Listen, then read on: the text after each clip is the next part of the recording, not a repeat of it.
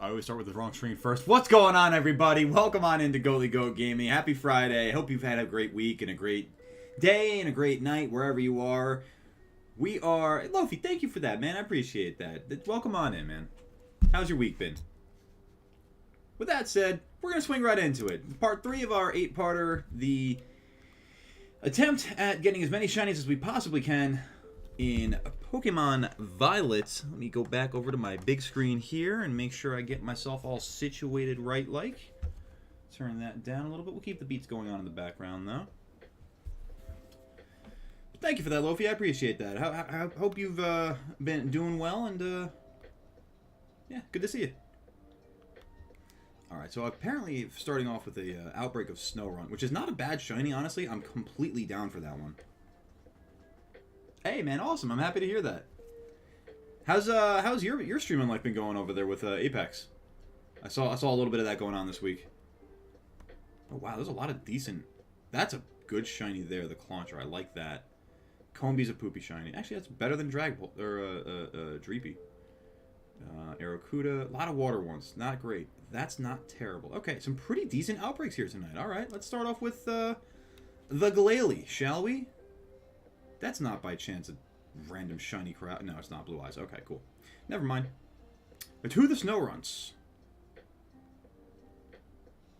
And any light blue Snorunt we see is a good light blue Snorunt. For light blue Snorunt is a shiny Snorunt. Here we go. Okay. Nothing yet. I feel like at some point I'm just going to want to start knocking these things out. Maybe I should just do that now, honestly, and start getting them out of the way. Always forget which button gets me to this. There we go. Okay, so I got Scissor up front. Let's just start knocking these things out. We'll start off the count with a 1.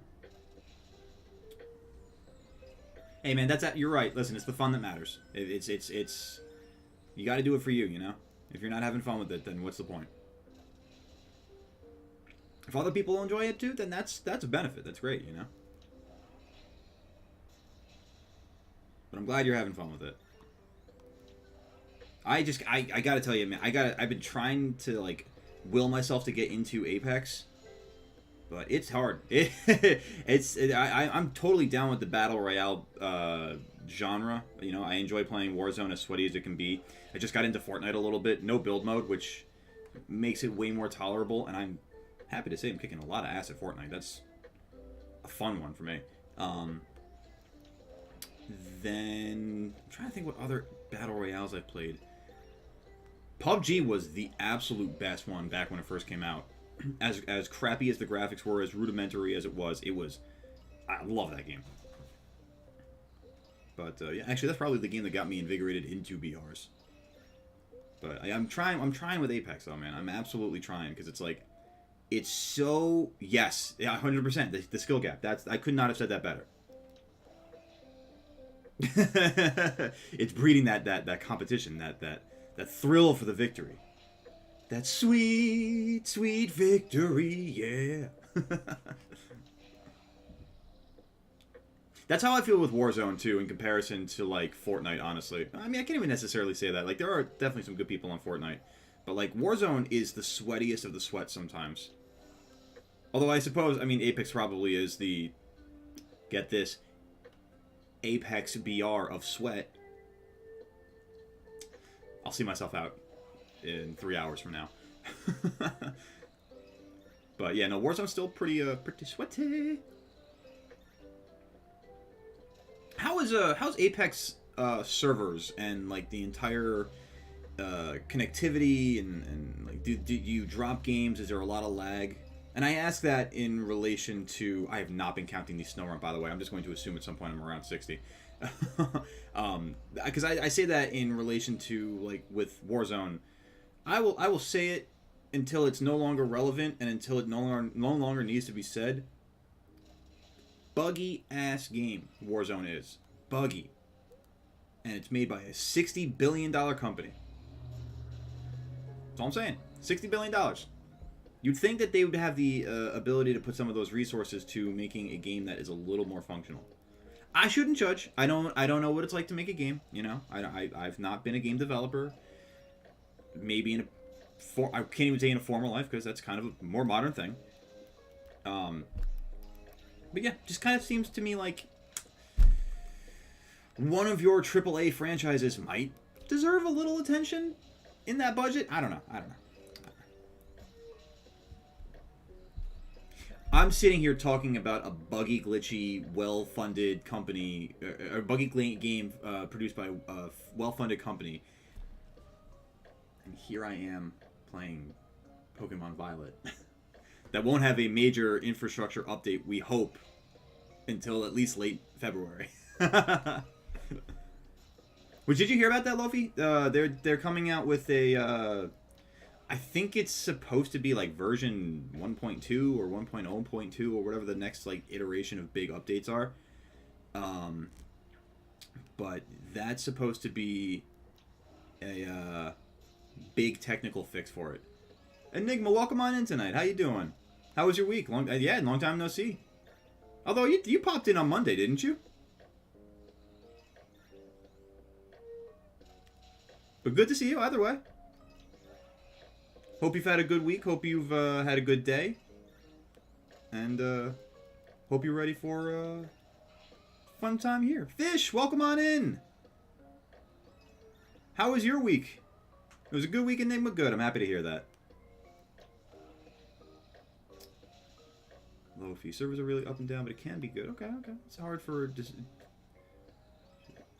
SBMM. Help. Okay. SBMM. Help me out with that one, Lofi. Oh, I didn't want to run into that snow run. You just finished track, Enigma. That's awesome. You run track. You are a stronger-willed person than myself, that's for sure. That's really cool, though. What kind of like I played football in high school, so I'm not really like too well versed in track sports particularly, or track events. But I think that's how it goes. What events do you do? And good, Fish, I'm happy to see that you had a good week. We're just starting off with a little bit of a snow run outbreak. We spawned right in next to it, and I like the shiny, so it'd be kind of cool to get one off the bat, right? The 2 mile, ooh. How long does it take you to? What is your mile time? I guarantee that it's about at least 3 minutes, if not more, better than mine.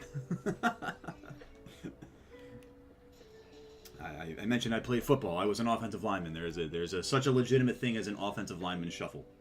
The whole picking the feet up thing, it was so much effort. It's too much sometimes, It's just too much. Ooh, yeah, nah, yep. I'm impressed. I like that. Good number. You keep that up. Hey, Fish, nicely done. Did you just get that right now? Are you playing along and you just got that?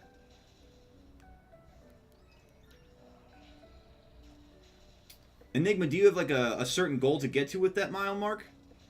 Or how do you feel about your 546? Oh, you got a couple days ago? Nice, okay. Hey, listen, a shiny Paradox Pokemon is still a shiny Paradox Pokemon, and that's awesome. We take those all the time. We take shiny Pokemon, too. I mean, what am I saying? It's not exclusive to Paradox Pokemon. It's all types of Pokemon. Including, and unfortunately, those that have terrible shinies. Like Garchomp. You know what's crazy, too, is I'm so rarely at the top, like the Great Crater of Paldea's Edge, that, where the wild Garchomp are. I'll never even recognize if it's a shiny Garchomp up there or not. Nice. What was it, Fish? What was the full odds one? And you've got the shiny charm too, right? So it's kind of like full odds. Wink. Oh, that's awesome, Enigma. What kind of training goes into something like that? Is it a lot of like? I've honestly always wondered this too, because again, football fan. So I look at wide receivers, running backs, guys that really rely on speed and acceleration. What kind of training goes into something like that? Is it really more cardio based? Is it strength based? Help me understand a little bit. I am very genuinely curious. And how often do I get to talk to somebody who actually has that relevant experience? cardio and static. What's static? That's like body weight type of stuff. Oink alone, honestly, I would take an oink alone. Either one, quite frankly. It's a good shiny. Lechonk. I mean, to be honest with you, I'm thoroughly shocked that I have not yet gotten a shiny Lechonk in this game. I mean, it's Fish. I think we were talking before a while back about some of the other content creators that we watch, and I think you mentioned M&J TV. Correct me if I'm wrong on that one, because I don't want to go too far into the details of a story and get lost down a rabbit hole. But just speaking of shiny Lechonk got me thinking of Purple Cliff's like 30 minutes into his run on release day, failing shiny Lechonk in one of the most brutal ways I've ever seen. I felt the pain. I was watching it. I was watching it live when it happened. I remember. Okay, cool. Yeah, no, I'm glad I remembered that one. I thought it was you, so I'm glad that my goat brain did not let me down on that one. But yeah, I remember watching that one live, though. I was watching Purple Cliff on one screen and PM7 on the other screen. PM7's going through his playthrough. Purple Cliff is failing a shiny, and then one's FaceTiming the other, and it's like I felt like I was in a bad remake of The Matrix for a moment. It was honestly really funny. Hey, Scissor, do the thing.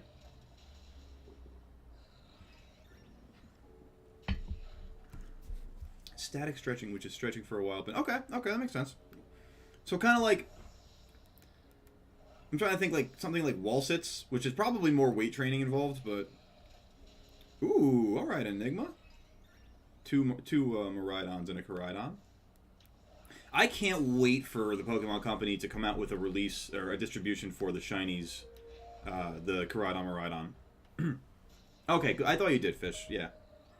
I was going to say, we've done so much work to complete each other's Pokedex. I would hope by this point that you wouldn't need any more help along the way. Or that you've already had it, I guess, for lack of better phrasing. Also, I mean, I wasn't even keeping count of how many of these Snoruns I've knocked out. I'm just on a blind homicidal rampage at this point.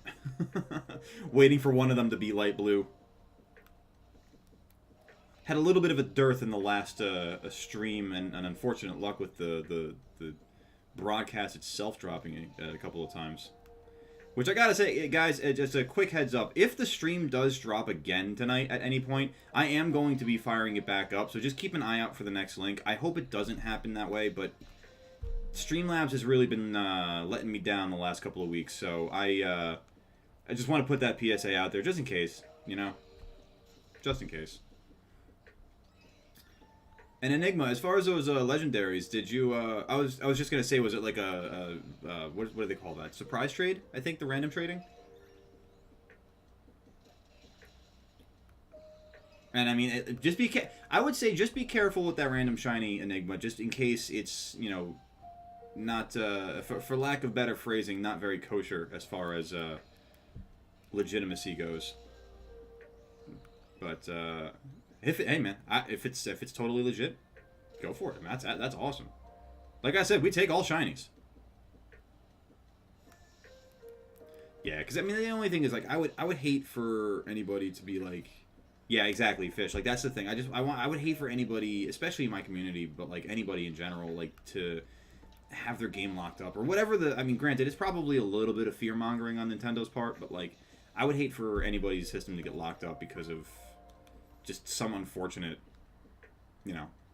just somebody else kind of, I don't know, promoting themselves or taking advantage of community members or whoever is getting a surprise trade or giveaway. They're just, you know what, it's unfortunate, but like if you've ever seen The Dark Knight, it's absolutely true that some people just want to watch the world burn. But that's why we're here to tell them absolutely not. There is no way that's a shiny Glaceon, right? No, it's definitely not a shiny Glaceon. 100% not. I knew that, and I just had to check it anyway. That's good, Enigma. I'm very happy to hear that. That.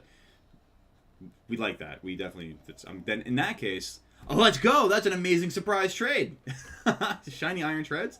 Didn't I just run from you, Glaceon? I thought I made it pretty clear I don't want to interact with you. Glaceon. If we could just part ways here. Thank you. Oh, did I... Oh, damn. I eliminated the outbreak, didn't I?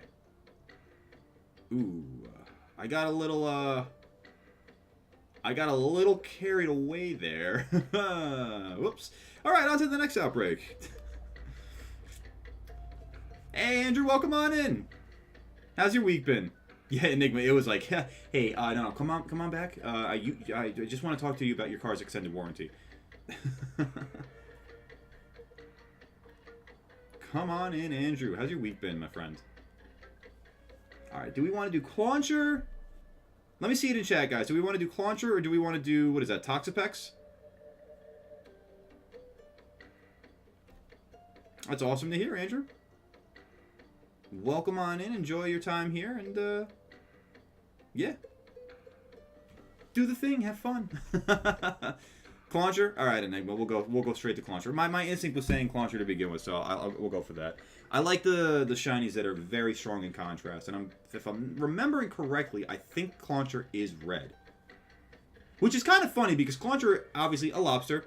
Lobster's obviously naturally red. And then every now and then you get that like 1 in 50,000 blue lobster. I hope you guys have seen this. They're really, really cool. So it's funny to me that in this game, Clauncher is blue and then its shiny is red. It's like, like nice back and forth. Okay, so you're a little southwest of me. Oh, you know what? I actually should get a good... I literally get X and Y backwards every single time. But I want to get a Pokemon that's going to be good for water hunting, and that is going to... Actually, you know what? Magnezone's great for that. Do a little shiny Magnezone action here. Sweet.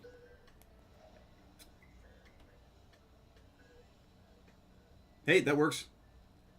Whatever the logic be, you know? I mean, that's... At some point... Wow, this is one hell of a drop. Whoa. Someone should put some guardrails up there. That's dangerous. I'm still falling. Dude, I could have read Ulysses in the time it took me to fall down there. Jesus Christ. In the meantime, where's... There they are. Okay. I was like, I'm in the outbreak, right?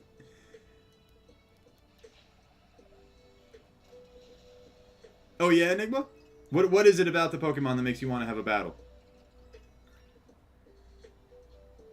Because these are just basically my my shinies and shiny luck at this point. I should count these Claunchers up. All right, that was 4. This is 5. Listen, looks can be deceiving. Although I do have some strong Pokemon in my boxes that I could probably make do with. Yeah.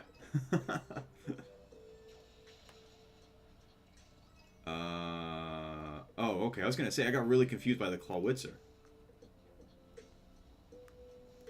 I was like, am I hunting the right Pokemon? Now, I appreciate that though, Enigma, because I've been thinking lately of really trying to beef them up a little bit, mainly more for the raids. I'm actually really excited for the Greninja raid, so I definitely want to get my. I think my Tinkaton probably is gonna be the best bet for me at this point because it's like I think level 88. And I just got to train it up with the mints and everything at that point, and berries and all that fun stuff. Damn it, I lost count. I don't know what I'm at. Let's call it 13. Sure. 14. I was originally thinking the Clodsire, because I think we were talking about that on Monday, Fish, as far as the, I think it was Clodsire was your recommendation there. But I've seen Tinkaton, and I'm forgetting what the other one was I saw. But yeah, it's funny to me, too, because I really didn't care a whole lot for the Charizard raid. It's probably a lot to do with the fact that Charizard's been overplayed ever since 1996. Which, man, oh god, I say that and my back feels so tight suddenly as I say that. Oh, man. Oh, my poor hips and my poor knees. Jesus. Anyway. But I don't know. I guess there's the little air of mystique with Greninja to me. Again, I've never had one, so it's just kind of cool, you know.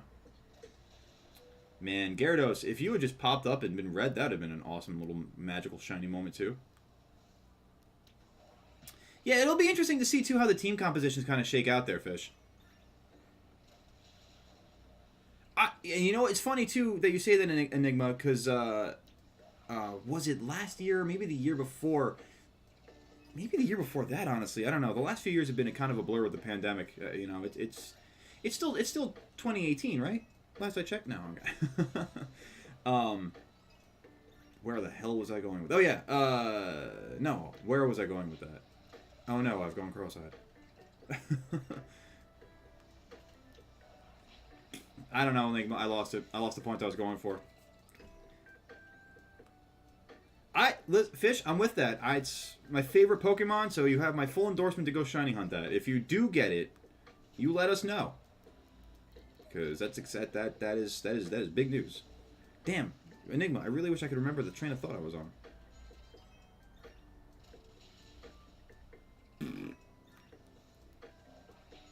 It's unfortunately the way my brain goes at the end of the week. I say that I've had streamer brain a lot lately. Not being able to word well. You know, it is what it is.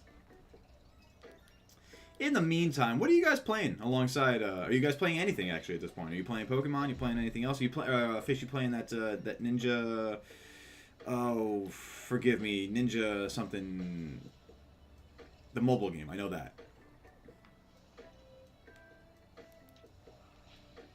Nice, Enigma. What are your goals in the game tonight?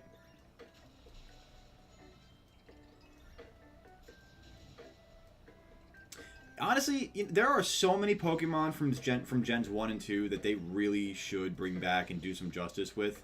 You know, I made note of it at the end of the tier list video, but like honestly, I didn't think about it until after I had done that video of like how many Pokemon really there are that they've just not cared about since Gens 1 or 2 really. I mean, you could sit there and say let's go Eevee, let's go Pikachu, but or even Heart Gold, Soul Silver, but at the same time like those were a while ago too, and it's like it's not like those are new regions or new regional forms or anything like that where, you know, something like this where they gave Annihilape some love or some Primeape some love by giving him Annihilape, you know.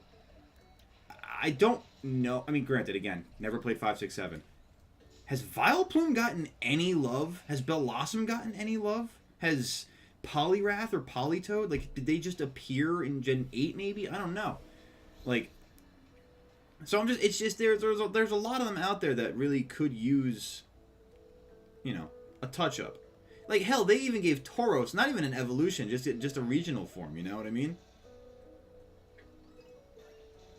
Which is, I mean, granted, you know, they just did it, so I can't sit here and say like, oh, they even gave this. You know, it's good that they are going back, they are reaching back to those generations, or at least Gen 1, I should say, and giving it a little love. Although, I guess, that being said, this is probably the first game since Gen 2 and the remakes where Sunflora's been a part of it. And that's not to say in any regard that I'm, like, hating on the Pokedex in this game. I actually really like the Pokedex in this game. I like a lot of the new Pokemon that they brought in for Gen 9, and I like a lot of the Pokemon that they brought back. Is that... I was going to say before this Bombardier interrupted me, I thought the one that was flying in front of me might have been shiny. Annihilape is broken. Annihilape's my favorite Pokemon in this generation by far. I mean, Rage Fist is literally one of the best moves I've ever seen. The entire lore behind Annihilape Primeape being so mad that it dies and comes back as the Rageful Spirit. Can I get that as a TV series, please? What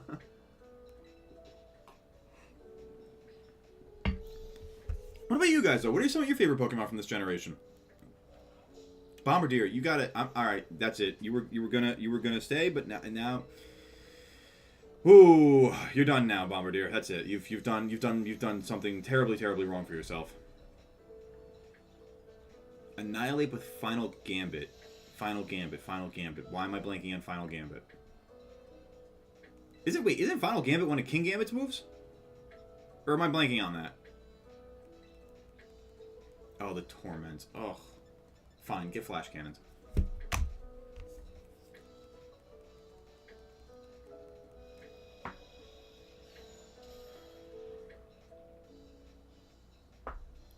Interesting. Iron Valiant, I mean, personally, you know, I think that's pretty cool with the Scream Tail too. See, and again, like going back to the Gen 1 love, they gave Jigglypuff a Paradoxmon, and it's awesome. Delibird, great example too, but with Iron Bundle, you know. Final Gambit takes all your HP and deal. Oh, that's right. Okay. Yes, finally. Honestly, I said that about Charizard before. I've been excited to have this just so I can get him out of the party and throw him in the box. I just want to get a shiny in the party so it could be shiny luck, you know? I mean, I've cared so much about... Oh, man. Okay, let's get this shiny. Let's get this shiny Clauncher here.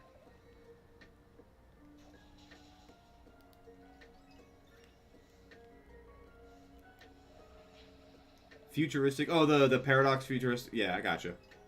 Is there any one in particular or any two in particular? Or I guess converse question to that, Enigma, are there any one or two in particular that you do not like? And that you can kind of say, yeah, I like all these, but, you know, this one or two here definitely could have been... Oh, your Miraidon. Miraidon is your favorite. I gotcha. Okay. Oh, it's... Oh! No, I understand. I get that. You got it. Next time, lead off with that, you know? What are some other Pokemon you guys think from, like, Gens 1, 2, maybe even Gen 3 that they could do with the... Given a little touch up to? Not even just... Not just appearing in the game again. Like, I mean, I'm even thinking of Gen 3, and for some unknown reason, they put Love Disc in this game. Honestly, Enigma, I'm completely there with you. I think of all the futuristic forms, it's probably my least favorite, because, quite frankly, it's just Hydreigon. Which is not a knock on Hydreigon, but you've already got that, you know? And I don't remember... I know it's got different typings than Hydreigon, but I just don't remember it being great typings. I need to be more mindful about how many I'm knocking out in this outbreak, though. Beedrill, as a what do you think? What would you like to see them do with Beedrill and Enigma? Do you think they should give it like an evolution? Well, I mean, it's also hard for me to sit there and say Beedrill because they gave Beedrill a Mega, you know, which I guess there's a certain popularity to Beedrill, obviously, for the sake that you've said it. You know what? Honestly, if the theory about Mega Evolution is to be believed that it's basically bringing out the past Pokemon's like apex qualities, then a past Paradox Beedrill actually would make a lot of sense because they have the Mega Evolution. So I'm actually on board with that. If they brought that into the DLC, I'm completely on board with that. And as far as that theory goes, if you want some evidence of it, look at Mega Salamence versus Roaring Moon. They're the exact same thing. Those two Clawitzers really... Or there's a Claunchers? Okay, that's a really weird little render right there. It's an interesting concept, and I love it. I'm so happy that they made Jigglypuff. Yeah, exactly, Fish. Like with the Iron Bundle and Scream Tail, it's like they did such a good job of, I would say honestly, reclaiming the image of two really meh. Meh is actually putting it nicely for Delibird, but just really take him or leave him sort of Pokemon. Alright, I'm going to assume I'm close to 60 and or have knocked out 60. And just start sort of running around and resetting spawns here. Iron Sting, that would be pretty good for the future one, honestly. I don't know, though. I kind of dig the idea of a, like, prehistoric sort of Beedrill just... Like, I think of, like, a Mothra-sized bee. Just terrorizing people. And speaking of Love Disc, you are useless unless you're yellow. Oh my god, there's more of them. Oh, run!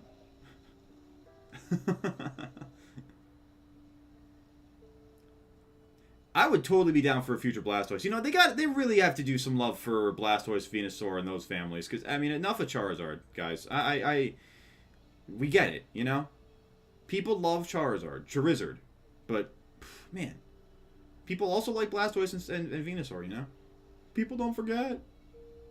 Alright, I think that's that. I just gotta go reset these. I will cry if I fail one of these because of the fact that it's in the water.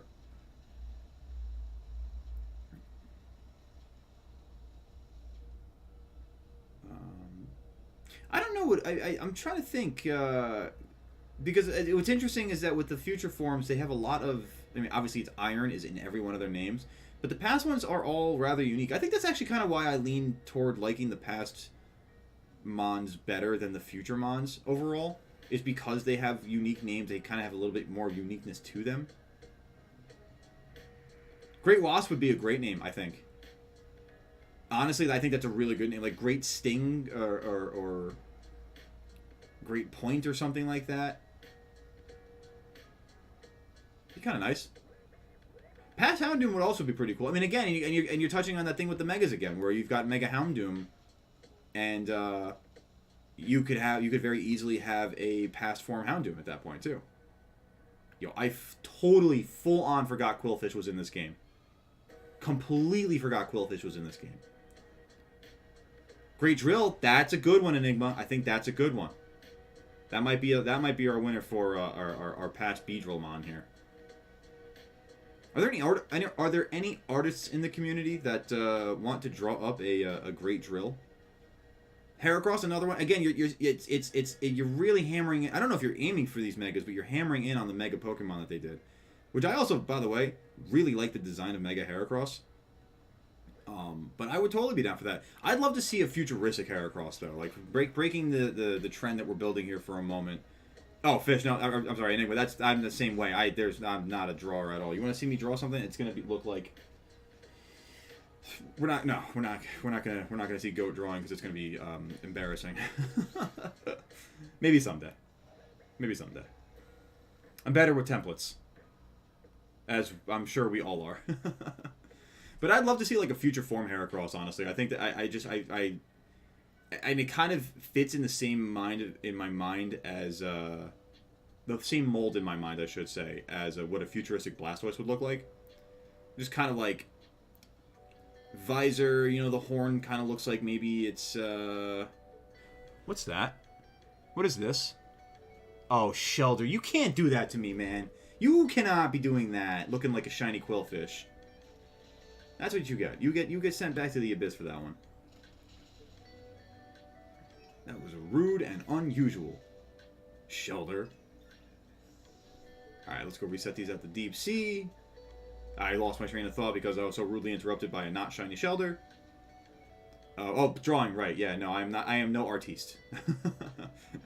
A Paradox Blossom. See, that's what I'm saying. Like, I want to see the same concept as they did with Iron Valiant, and I want to see them do it for a lot of... for honestly, at this point, every single split evolution line that there is out there. I want to see... Like, I honestly couldn't even begin to name every single one of them. But, like, if you gave me... Oh, you know what? Honestly, if you gave me a Paradox combination mon of Cophagrigus and Runerigus, I don't know what it would look like, but I think it'd be really interesting. But, like, again, you know, give me a combination of Vileplume, Blossom. Give me a combination Politoed and Poliwrath. Give me a combination... I don't know, even give me a combination, like, Slowking, Slowbro. You know?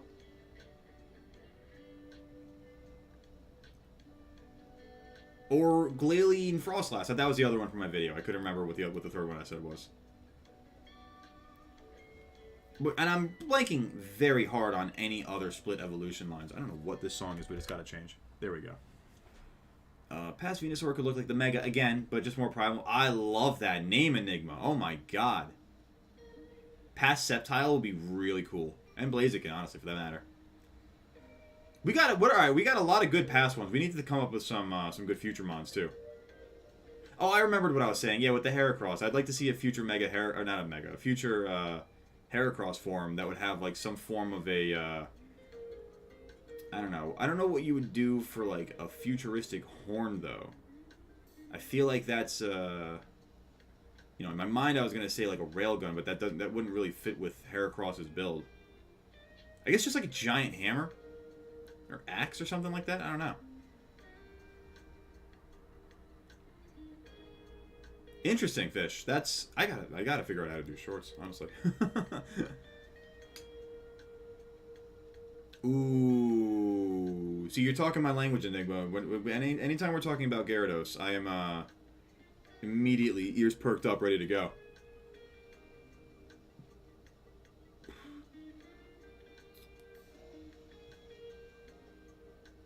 You know what? As I'm remembering it too, a little earlier in the night than I usually do, guys, do me a favor and drop a like on the stream, and try to let's try to get some drive some more engagement tonight, and get the stream out in front of more eyeballs.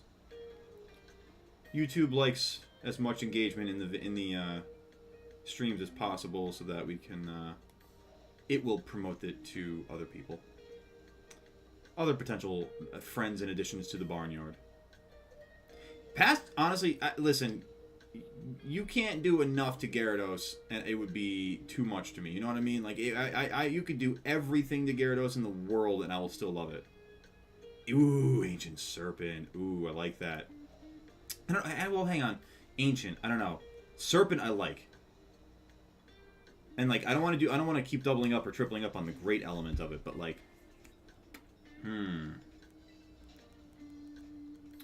what a Sinister Serpent. You know, I could see it being like a really strong beast of the deep.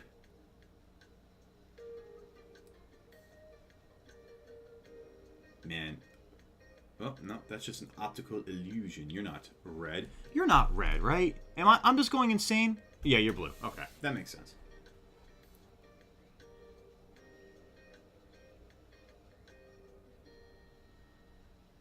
What is... Oh, they're all Tynamos. Okay. I was like, there's something under me, and I knew there was something taking away all the spawns. Mighty... You know what? That's a great call, Fish. That's a really, really good call. Mightyena deserves an evolution, in my mind. Because Mightyena, and this goes back... I don't... Fish, were you around for the... I don't think you were around for the Emerald Nuzlocke.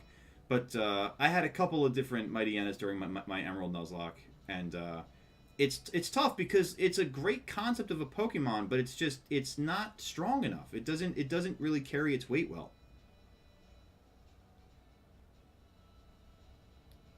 Where'd my music go? As I said that, there we go. Beautiful. All right, reset them back over here. Ooh, excuse me, in Area 6. It's so, I don't know if you heard the rumor. I'm sure I mean, it sounds like you're just as plugged into the rumor mill as I am. So if you watch A-Drive's video on it earlier this week, or maybe it was last week, I don't remember exactly when it was. But it sounds like the hot information on the rumor mill is that we're going to get one DLC for this game instead of the two. And it's not going to come out until November, which is less than exciting, to say the least. It's nice that we're going to be getting the update, the patch coming up in about a month or so. But still, it's hard. It's I don't know. I don't know how to feel about the DLC thing yet. What do you guys think? If it is one DLC that comes out in November versus like two DLC that come out over the course of a year or so, like, what are your thoughts on that? And Enigma, as far as Union Circles, I think I'm going to hold off on tonight. I want to really kind of focus in on just being able to isolate Shinies here and spend our time really kind of on the goal here. So, I mean, if anyone else wants to join a Union Circle, though, you guys feel free, or, set that up in the chat, and I, by all means, have fun with that. I'm gonna run into an Aracuda real quick. Maybe it comes out in June. I don't know. Granted, we live in an instant gratification world, and it's easy to sit here and say, I want it now. Like, what's her name? Violet Beauregard from Willy Wonka. But, Daddy, I want an everlasting gobstopper, and I want it now. You can tell I'm a very posh Londoner from the West End, or whatever the hell they call it over there. I don't know. I'm sorry. I apologize if that was rude to any UK fans. Thank you. Thank you very much. I do my best. Welcome in, Diamond Hustler. Enigma, yeah. Classic movie. Everyone knows the tale, the legend of Grandpa Joe. The deadbeat that suddenly sprung an issue or overcame an issue of gout in both knees, his hips, his third and fourth vertebrae, an issue of kidney disease, and managed to spryly hop to a chocolate factory on a whim. The man, the myth, the legend, the grandpa. They made a Tom and Jerry version of Willy Wonka? Get out of here. I need to see that. Hang on. I've got a list going of things to watch, and I'm gonna quickly add that one just for the sake of a notation. So I have to put that somewhere. I'm gonna put it as a footnote. That's Tom and Jerry Willy Wonka. Because we're talking about, I mean, listen, we're talking about, you know, Charlie and the Chocolate Factory being an OG movie. Tom and Jerry is an OG cartoon. I mean, that is... like, almost instinctively, I wanted to sit here and say top 5 cartoon of all time. But then I wanted to, like, counterpoint it. It's like, nah, wait, hang on. There's got to be so... As I'm sitting here thinking about it, cartoons. They've gotten a lot better in the last, like, couple of decades, clearly. But if you're looking before, like, the year 2000... I'm gonna argue that Tom and Jerry is a top 5 cartoon from the early, but pre-2000. What the hell did I run in?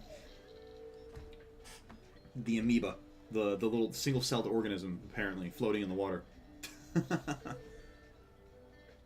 Fish. I want to get into Gravity Falls. I've actually never tried it, but I like Rick and Morty, and I know while they're not exactly the same thing, that there is apparently some Universal crossover in. Welcome on in, Paul. That is a 24-hour reference at this point. But no, I want to watch Gravity Falls actually, because apparently there's a Universal crossover at one point, or a multiverse crossover with Rick and Morty. That may just be one frame, but it's enough to make me want to watch the show now. So excuse me. I think the Bleeds will want to talk to me about their Lord and Savior. I have no time for this. Alright. For those just joining, welcome on in. We are in the middle of a shiny hunt in an outbreak of claunchers.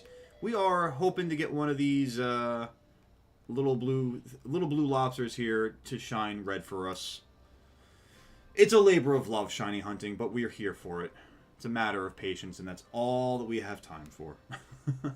Yo, Enigma, honestly, it was either that, I was going to get jumped, or they wanted to talk to me about my car's extended warranty.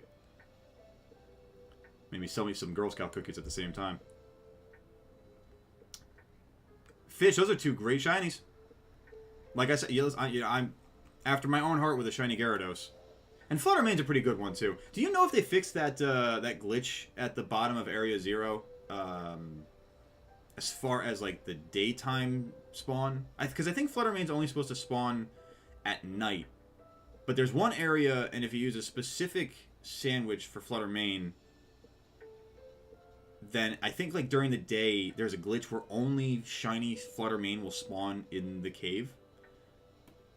I'd have to look a little bit more into it, but I vaguely remember that being a prominent glitch. And knowing that they aren't patching this game until late February, that's probably still a thing. Paul, I recommend entirely getting back into this. You know, it's funny, at launch, they were a glitchy, buggy mess. And to be honest with you, there are times where it still is. But it's one of the most enjoyable Pokemon experiences ever, honestly. I mean, it's so fun. It's really kind of hard to put down at points. Plus, I'm a huge open world, like, item collecting type of person. My contacts just got fuzzy the second I looked at my ring light. Wow. And there's there's a ton of crap just to pick up off the ground here. Excuse you, Bombardier. Not whoa, hey, oh, okay, you forced me into a lobster. Play Wave Race. Is that is that an actual game, or is that something in here that I'm just like blanking on the reference on? Because it's very possible. I smooth brain a lot. Yo, for Enigma, for real. Hey, you want these cookies, or do you want 3 boxes of these cookies?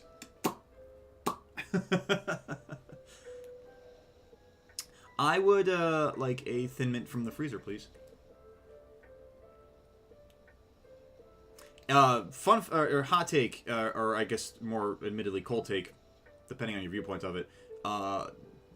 Cold or frozen chocolate is the best chocolate, and I will die on that hill to the until my ending breath. I need an encounter flying sandwich for the Gyarados hunt.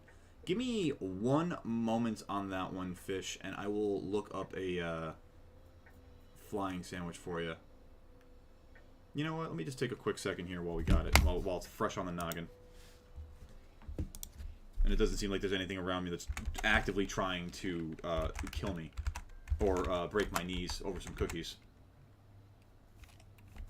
Flying encounter to sandwich. Let's see. Let us see. And I'm not saying that lettuce is part of that recipe.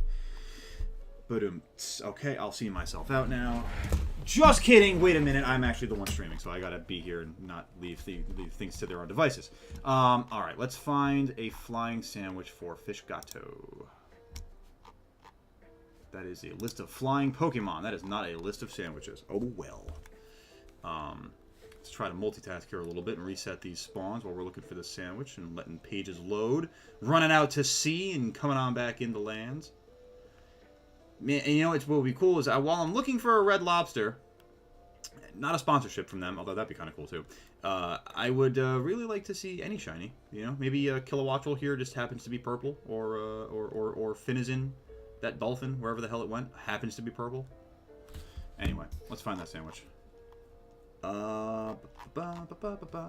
Normal and fighting and flying. Here we go. Okay, Fish. I've got 2 for you when you're ready. There's one that seems easier with 5 ingredients, and they are egg, cucumber, red onion, salt, and mayonnaise, which is or may not be an instrument. Diamond Hustler, I am glad that you noticed. It is kind of both. It's a Jedi robe that's also a Snuggie / hoodie, so... Yeah, I'm a gigantic nerd, and I'm not afraid to let my nerd flag fly. And yeah, it was cold, so I wanted a little snuggleness. I do what I can, you know. I mean, listen, I appreciate that, Enigma. Yes, the Force is strong with it, and may the Force be with you as well. For now, I'm glad I can. I aim to please. I am a goat of the people. I am but a simple goat servant. Strong the Force is. Speaking of, has anybody seen the, what's the word for it? Oh my god, goat words. Trailer. What a one to blank on. Trailer for the 3rd season of Mandalorian. My pleasure, Fish. Anytime, anytime.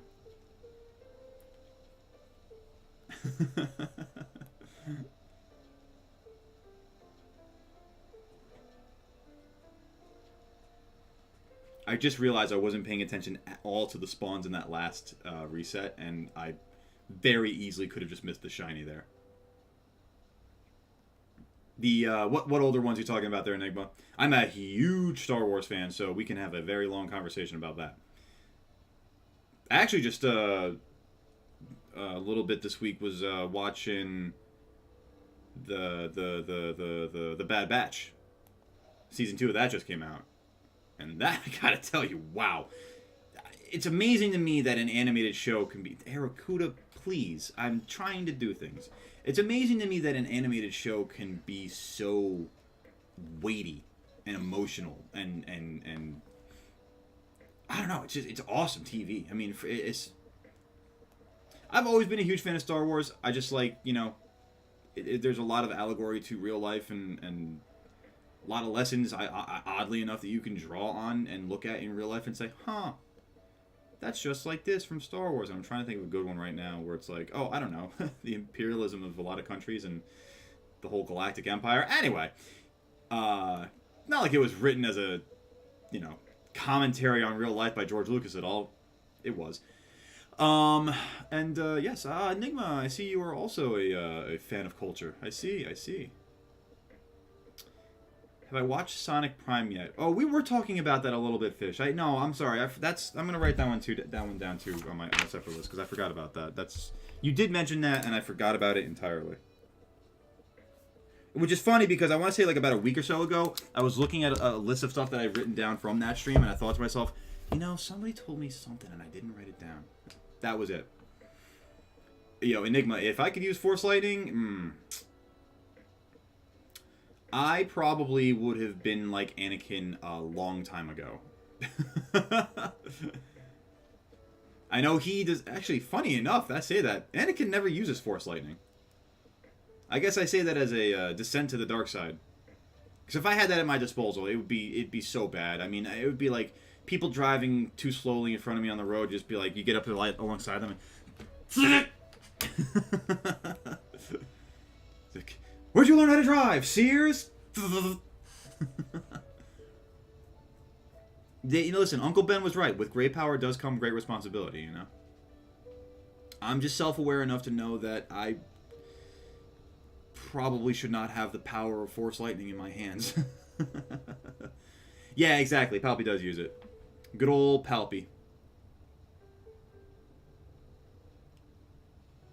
You guys remember the best written line in all of cinema from episode 9? Oscar Isaac does his absolute damnedest to deliver the least weighty line in the history of cinema.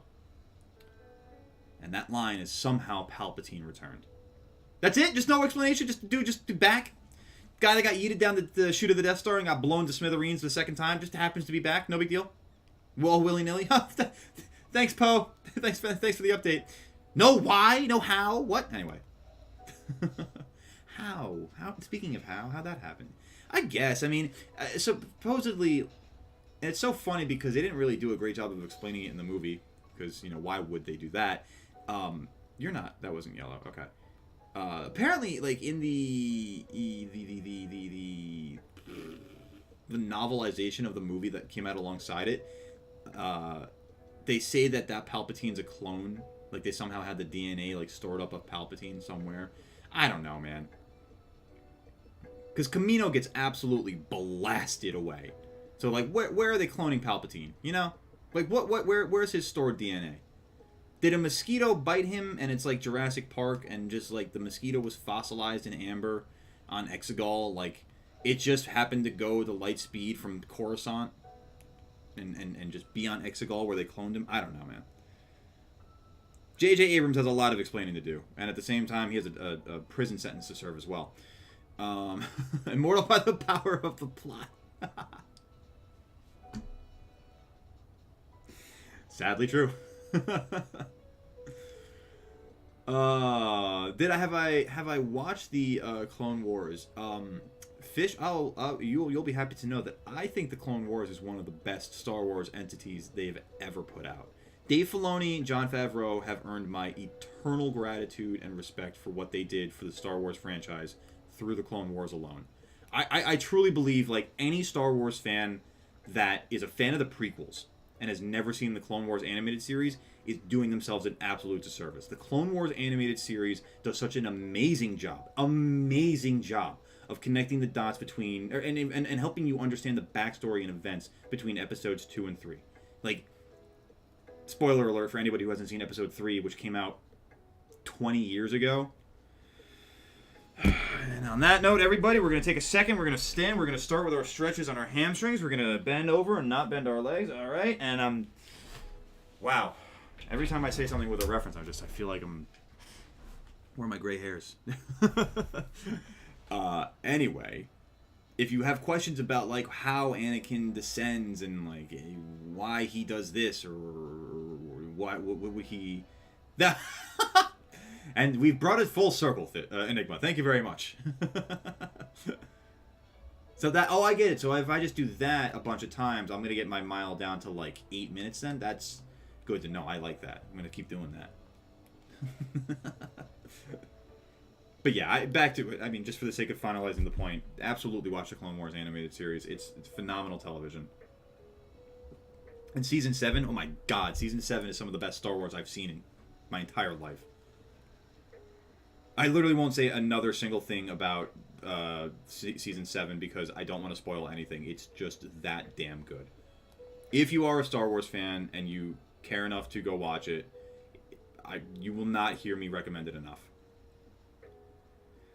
What's the worst Star Wars movie in my opinion? Man, it is so hard to choose between the sequel trilogy. It is so hard to choose. Like, to sit here and say Last Jedi was the... I'm sorry, back up. Force Awakens was the best of those three is also to sit there and say, like... I don't know. Would you... Wow, I mean, I could really take that morbidly. Let's just say Force Awakens was the best of the three. Between Last Jedi and what was it, Rise of Skywalker? Oh my god. One of my favorite stand-up comedians... Oh, Diamond Hustler, we are going to agree to disagree on that one. Episode 1 is one of my favorite movies of all time. Absolutely. I saw that 3 times in theaters in 1999. 3 times. Love that. Darth Maul is my boy. Qui-Gon Jinn, best Jedi of all time. Absolutely. Such a shame he dies in 1. Sorry, again, spoiler alert for anybody who hasn't seen a 24-year-old movie. But episode 1, absolutely top of the list. What is that emoji? Yeah, just like Silence of the Lambs, right? Was it so hard to watch? And honestly, again, going back to the Clone Wars, they do Darth Maul such a justice. Oh, sorry. They do a lot of flashbacks.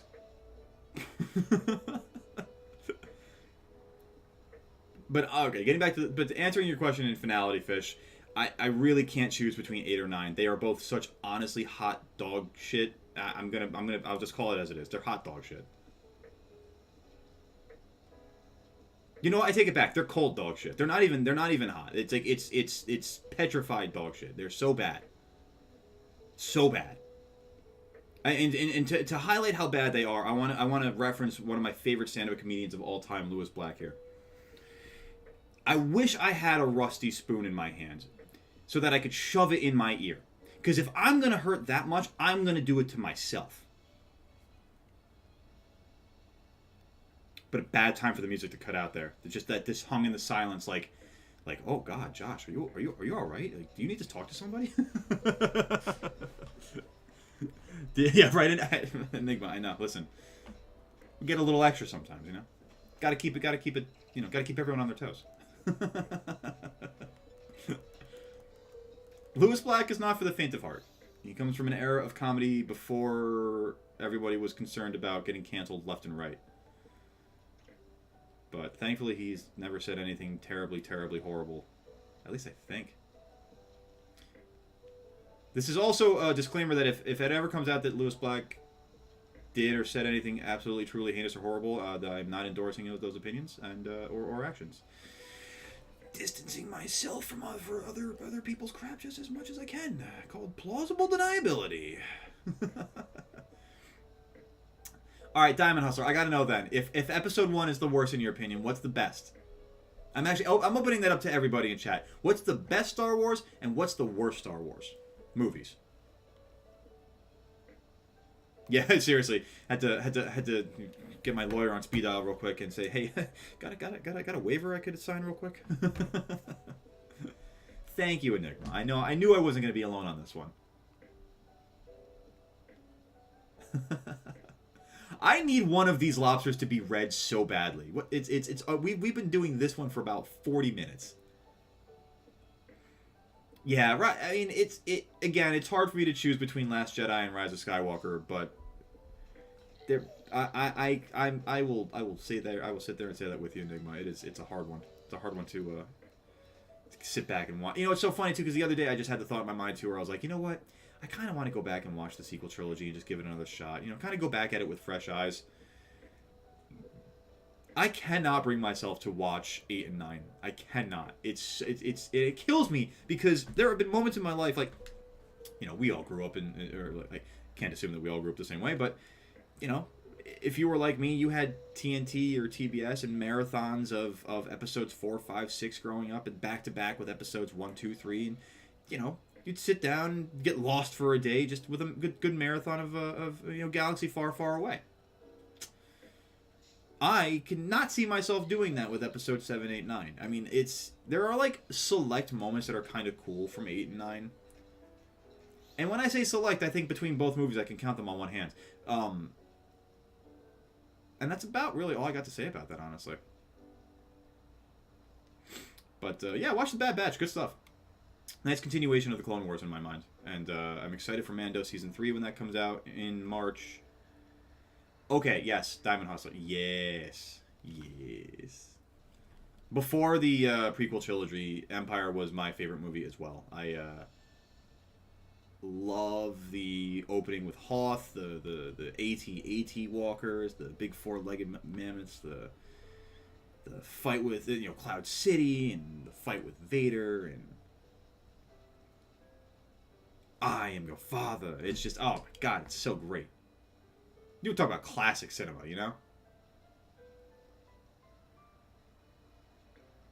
AT-ATs are awesome. I actually, oh man, this killed me so much. So I don't have any of them here, actually. I gotta get them. Like, all the stuff you see back here, like, this is not Lego. This is, like, Pokemon has a deal with, Mega Constructs.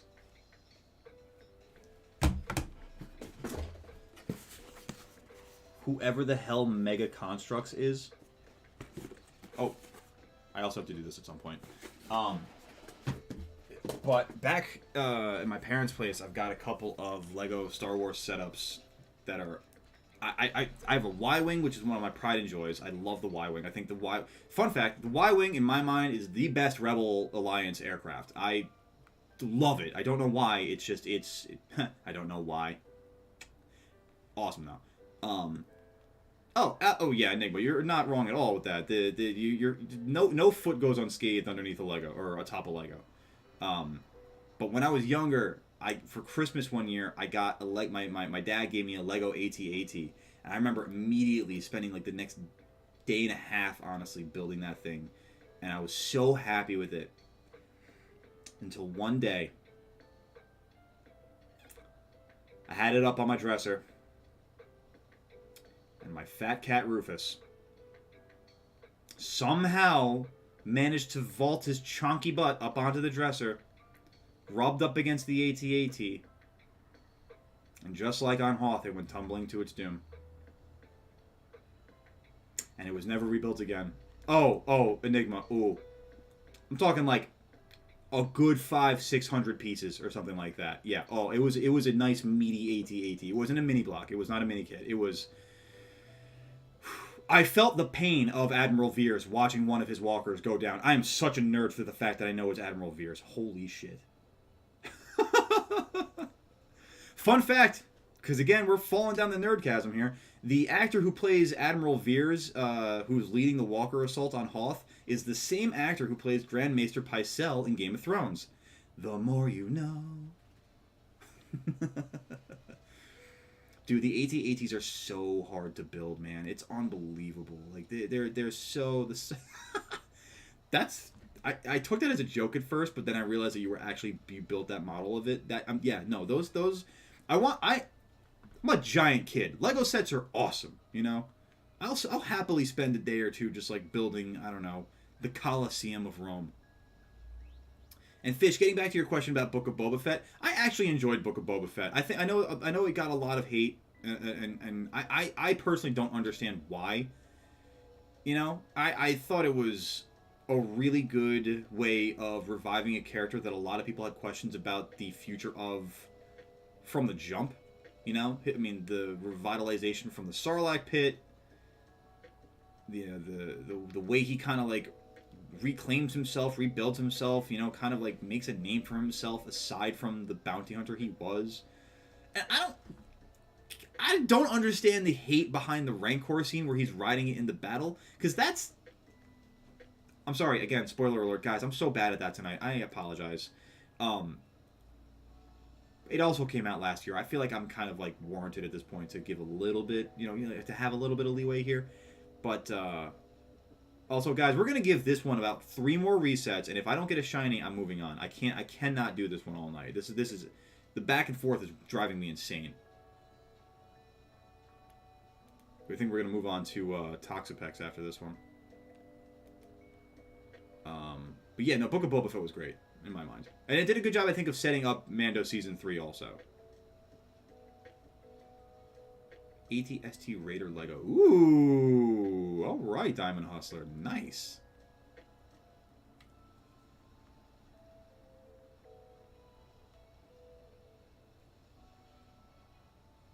That sounds like a very fun project. You are absolutely right, Enigma. And that is pretty much the prime reason why I do this. Because I know that there are a lot of people out there that are like me or are like how I kind of was for a while and want to just have that sort of community, man. Just have that company. Want to have the, you know, as my friend, actually our community member, Chef Goldblum, put it out to me, you know, sometimes you just want to be alone, but you don't want to necessarily be alone, you know? So I'm happy to be that voice in the void for you, my friends. Hey, Chef, he's here! What's up, buddy? How you been? That's perfect timing. That was absolutely perfect timing, man. I'm happy to see you, man. How's your week been? It's so funny too. I looked down. I saw you sent me or you reacted to a TikTok I sent too. That's so funny. The timing, my friend. The timing. And yeah, Fish. I definitely all of the help on Discord, please. That's so funny. Well, I'm sorry to hear that it's been a busy week. I'm sure work has been you know, crazy as usual, but we're at the end of it, my friend. I'm glad that you're here, but I'm happy to see that too. I look forward to the honor of your presence on Monday, my friend. Got any fun plans for the weekend? Got anything going on to unwind? And Chef, you'll be happy to know that we actually have a few more new friends in the barnyard here as well. That's awesome, Enigma. I'm happy to see that. You know what? Again, I say it all the time, guys. Your presence is never expected, but it is always appreciated. Your likes, subscriptions, and comments, and all that chatting in between, it's, again, never expected, but always appreciated. It helps me know that I'm doing something right. And as far as the engagement goes, it helps to get that in front of more people so that we can get more people. You know, on the heels of the conversation of building community and you know, not having the feeling of being alone while wanting to be alone, the more engagement we have on streams, the more people will be able to get these streams in front of. And that's it, man. That's the goal, you know? Providing, I hesitate to use the word safe space because it's been so polarized in the past, like, decade, I'd say. But, like, honestly, that's it. Just providing a safe space for people. There's a lot of shitty, toxic environments in gaming communities out there. And I am not going to allow that here. So, tell your friends and all that. Yeah. All right. One more reset, and then we're going to move on with our lives here. Thank you, Enigma. I'm glad that you found your way here.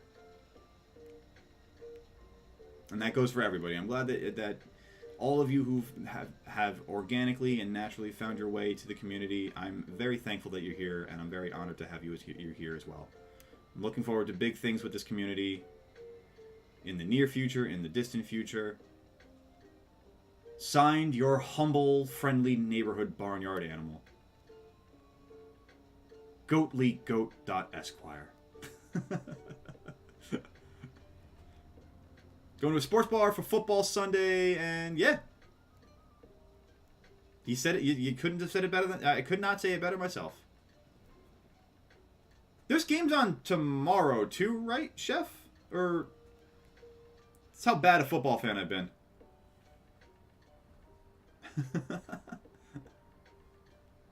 Enigma, you're gonna have to forgive me. I that may be a more common phrase than I realize for cliche's sake, but I don't speak French, unfortunately. So I'm a little lost on that one, unfortunately. I hope you can find it in your heart to forgive me. Oh, Chef. Oh, that was terrible. I got a dry throat right now. Hang on. Well.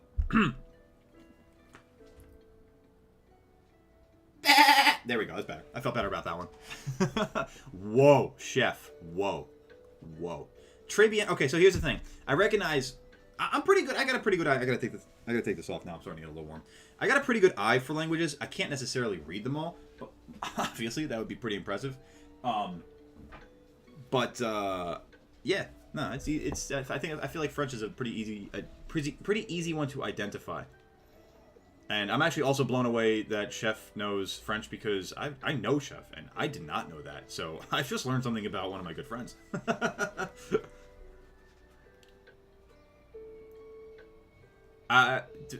Oui. I just realized you could say anything and I could just say we and be agreeing to like sell a kidney on the black market, and I would be none the wiser. Oh, I was saying Toxapeck. Okay, this is Marini. Yeah, Enigma. I took Spanish, so yep, I'm out on this one. Okay. Let's get Scissor back in the party, actually. Okay, Fish, thank you. I'm glad you said that. I had a feeling... I again, haven't been doing much with Discord right at the moment, but I'm glad...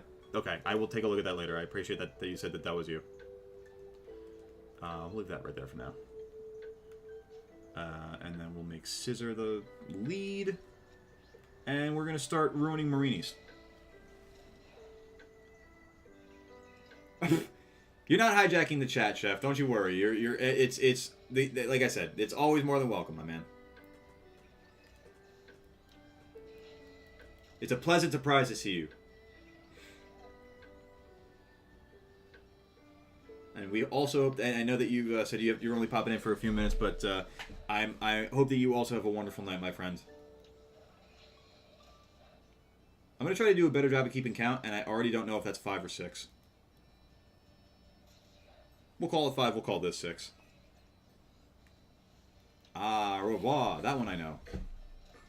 It's akin to see you later. Alright, we're going to say that was 8. This is 9.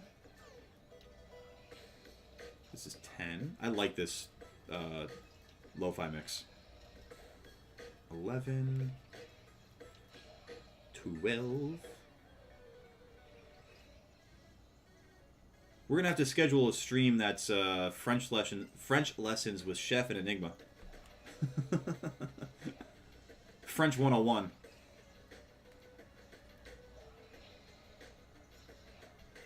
Should I just change my game language to French and just have you guys translate it for me in chat?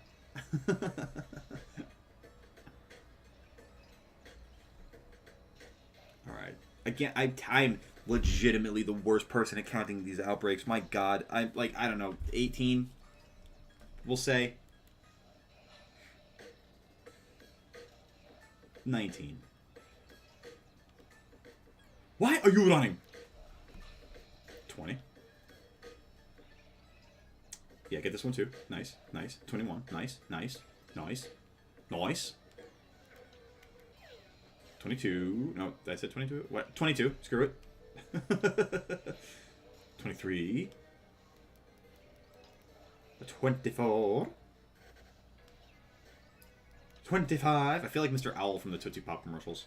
1, 2, 3. That is not a Marini. I almost just unalived an innocent Meryl.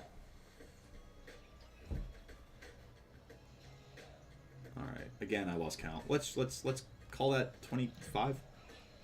I don't know. 26. 27. Lofi, no delay, no worry. You're fine, man.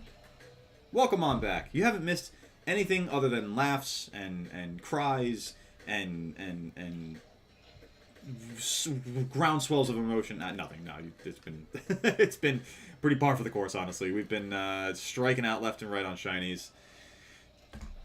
It's what we do.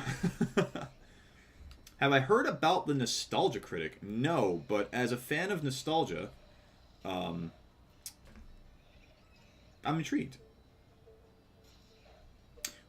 You know, Lofi, I do feel due.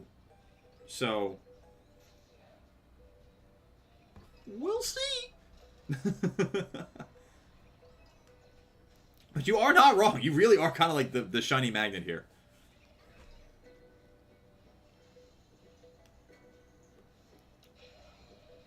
Oh, it's a channel. Okay.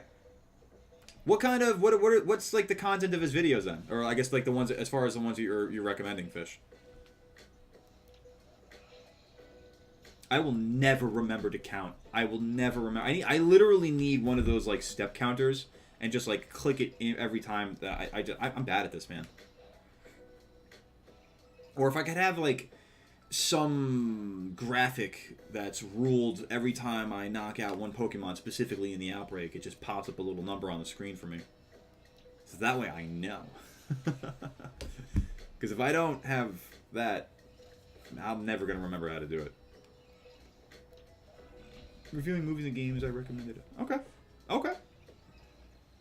It's funny, it's funny that you say that, because I've been curious to, like, actually potentially, maybe, I don't know if I maybe want to do this on another channel than the gaming channel, but I've been thinking about like reviewing the Pokemon anime, like doing kind of like a like reaction and review type of thing, because I recently watched a lot of season 5 over the past few months, and honestly, it's hilarious to rip apart. There are so many moments in season 5 or like the black and white anime that are laughably hilarious and just laughably poorly written. It's so funny to me. If you've seen the black and white anime, all I need to say is the character Silent. I mean, Silent is a walking joke. It's so damn funny to me. The AVGN, that's another channel. Okay, cool. So nostalgia, where is it? Where's the name go? Where'd the name go? Where'd the name go? Nostalgia Critic. There we go. Okay. Okay, Enigma. So you're aware. Yes, I see this. You're aware of the Silent. Victini. I'm aware of the Pokemon, but if you're referencing something from the anime, that I am not aware of. I've never seen any media that has Victini in it, aside from the games.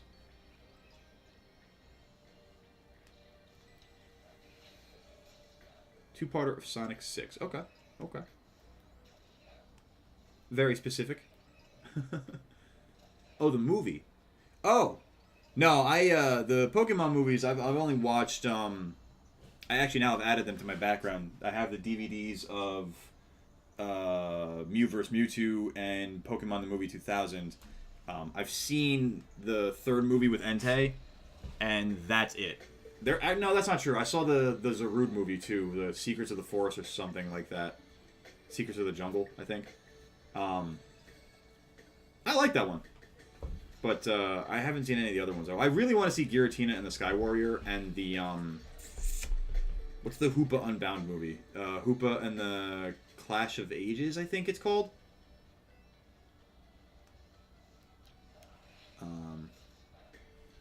I got you, Fish. I'll be honest with you, it's kind of how I feel about Rooster Teeth. Do you have Jirachi Wishmaker stance? That is my second. I do not. The only two I have are those two back Mew vs. Mewtwo and Pokemon 2000. But that's not a shiny Slowpoke, is it? There's no way I just got a random shiny Slow. No, okay, good. Not good, but you get what I mean. No, I have not seen Jirachi Wishmaker. Is that a good one though? Because I'm totally down on all the recommendations for Pokemon movies.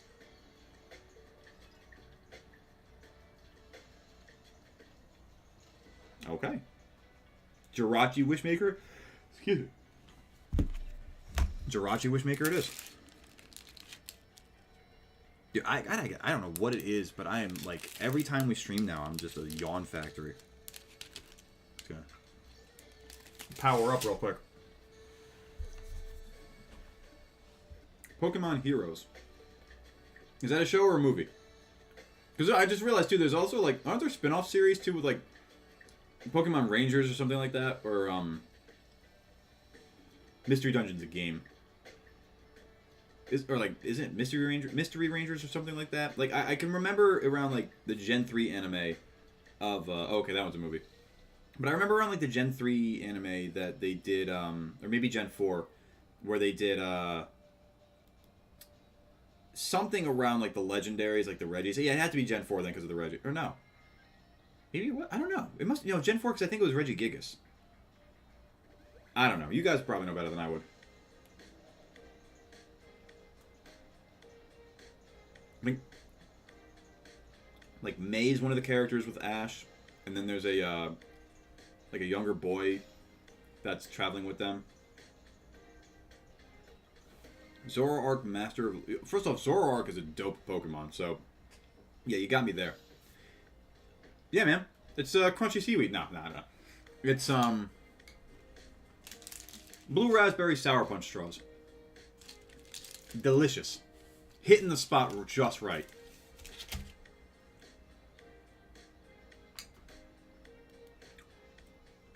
I don't see the problem with that, Luffy. You say that like it's a bad thing.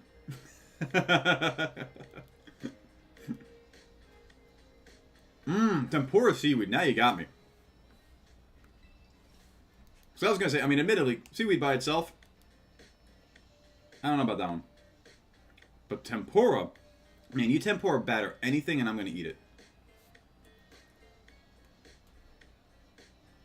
I was going to go back on that in hesitation, but no, I will double down on that. You tempura batter anything and I'm going to eat it.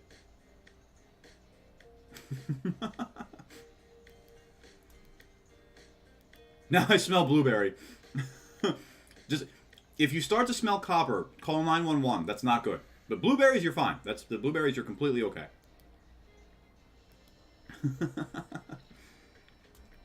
Okay, what's everyone's favorite Reggie, and what's everyone's least favorite Reggie? Because I've seen some really polarizing takes on Regigigas, and personally, I don't get it. I think Regigigas is a badass. You're a child, Lofi. They're delicious.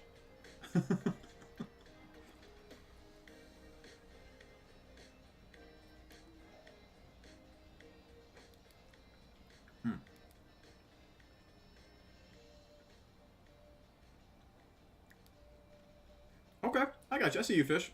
I see you with the, It's interesting, like...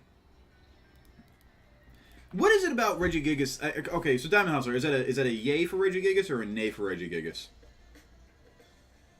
Because I know you got that shiny one and go.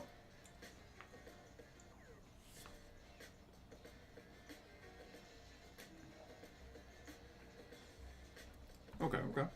I'm just curious to see how this all splits out now, because it's like I'm seeing it in the chat that it's like the polarization of Regigigas that I've heard in the past. It's so interesting to me. Yay, okay, perfect. There we go. That's what I thought. I just wanted to make sure.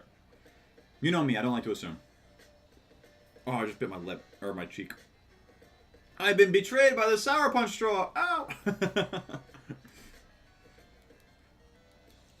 See, to me, I like Regigigas. I think my favorite one would probably be Registeel, honestly. And then my least favorite, probably Regice. A little bit, it's. I think the thing that hurts me with Regice a little bit is the shiny is so lackluster. Oh my god, it's you know what it is, Lofi? It's every time you bite your cheek, and then you consistently bite that same spot. I remember one time I went to the dentist maybe a year or so ago, and I got this one spot. I still feel it on the inside of my left cheek. Where, like, I guess I was just chomping on it over the course of, like, a week or two, and just by a complete accident. And I went into the dentist, and she looks in my mouth, she goes, "Oh, you've got some scar tissue on the inside of your cheek." I'm like, "Really? Oh, gee, I had no idea. Thanks for letting me know." Holy crap.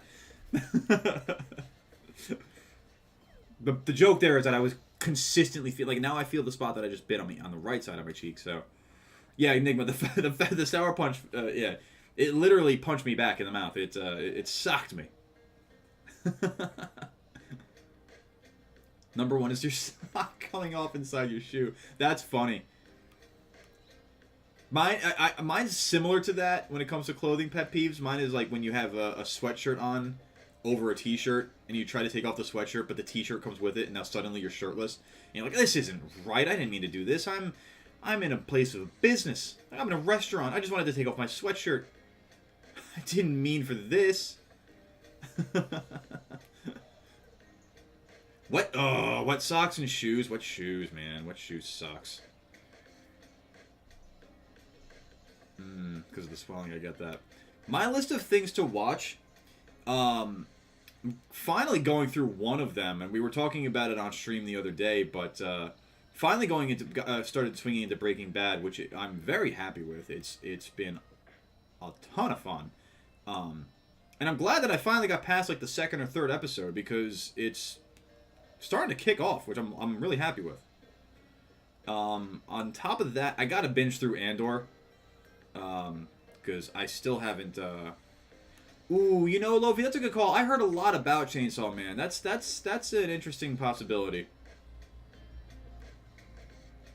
I'm definitely going to keep that in mind. It's funny, though, and I mean, I know this might not be the most popular thing for a streaming community, but, like, I don't have a really strong history with anime. Like, I'm not really well-versed in many animes. This Toxapex hunt, by the way, is absolutely driving me insane. Just like the Clauncher one was. Oh, don't want to run into those. But, I don't know. I mean, like, I don't have anything against shows like My Hero Academia or, like, One Punch or like Attack on Titan or something like that, but I don't know. It's just I've never really had that strong pull to those style of animes. I say that, and at the same time, like, you know, I gave Full Metal Alchemist Brotherhood a chance. Fell in love with it. It's one of the best shows I've ever seen in my entire life. I mean, going back to before we were talking about the Bad Batch and like the weightiness and the emotion that that show carries sometimes. Holy crap! Full Metal Alchemist Brotherhood will absolutely gut you at moments, and it's like such a welcome gutting too. Oh man, I don't know. it's like it hurts so good, you know. When I was running the cross country state meet in LA, it was pouring on my race. Oh, that's the worst Enigma. And like you have to keep fighting through it. Ugh. Attack on Titan's a good one. All right. I'll take your word for that one. I have heard that in the past. Actually, now that I think about it, I think I've seen a couple of episodes on that one. Or, no, is it that or it's One Punch I think I've seen? Yeah, I think I've seen a couple episodes of One Punch. And yeah, Lofi, I was just going to say, like, that's a really tough one, too, because it's such a lengthy one. What's the other one that has, like, 1,000 episodes? It's One Piece, I think, right?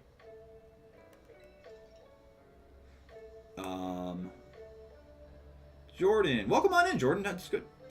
Welcome to the barnyard. If you want to fish, you know what that means. Fish. What else is on the list? Man. What else is on the list?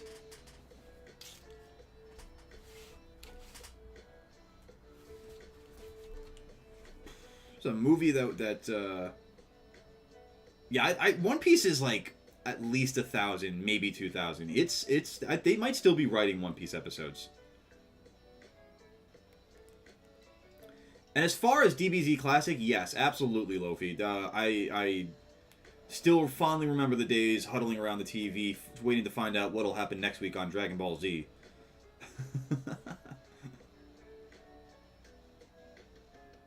I actually never heard of 86.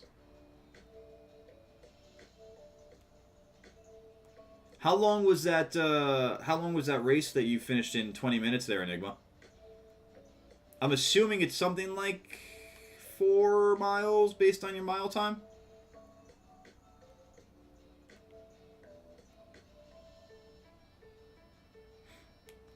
Diamond Hustle. I am learning I am learning more, and I am liking. Goku vs. Cell is literally one of the most legendary fights of all time. But I mean, there's a reason why it still exists in memes and TikTok culture to this day. Also, I absolutely love this mix, this lo-fi mix. Oh, they turn the forest. I'm turning that up a little bit.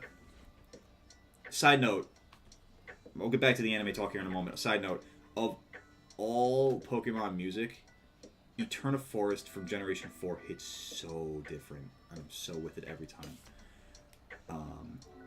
Kill la Kill. I'm not sure what that is. See, again, like, I don't have a whole, like, I guess I was sheltered when it comes to anime. It was just funny because, like, I grew up with, Toonami and, like, all that other stuff, too. Like, I just never really, I guess, never crossed my lexicon.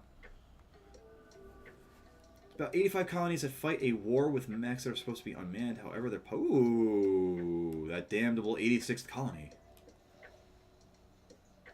You know what? I can get down with something like that. Speaking of animes, and I know, again, it's not like that traditional sort of, like, you know, heavy, or, you know, Eastern Asian anime style, but, like, Avatar: The Last Airbender? Love that. Good show. Excited to see the, live-action stuff they're coming out with. It was 3 miles for that, that run? Yeah. 3 miles in wet shoes will be, I mean, listen, 3 miles in solid shoes are going to be, it's going to be a little rough. 3 miles in wet shoes, I can imagine that. That's rough.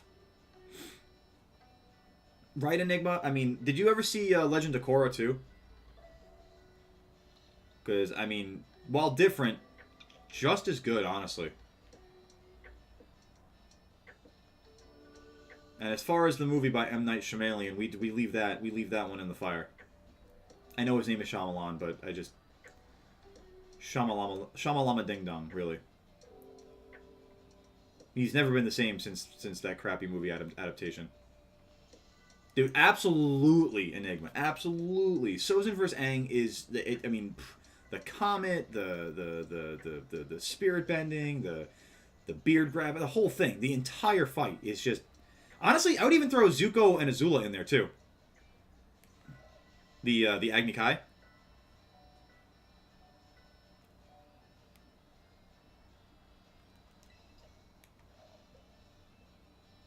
Demon Hunter.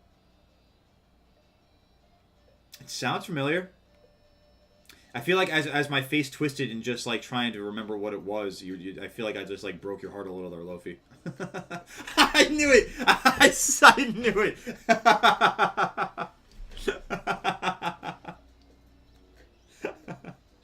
Oh, how did I read your emotion from the other side of the camera? How did I know?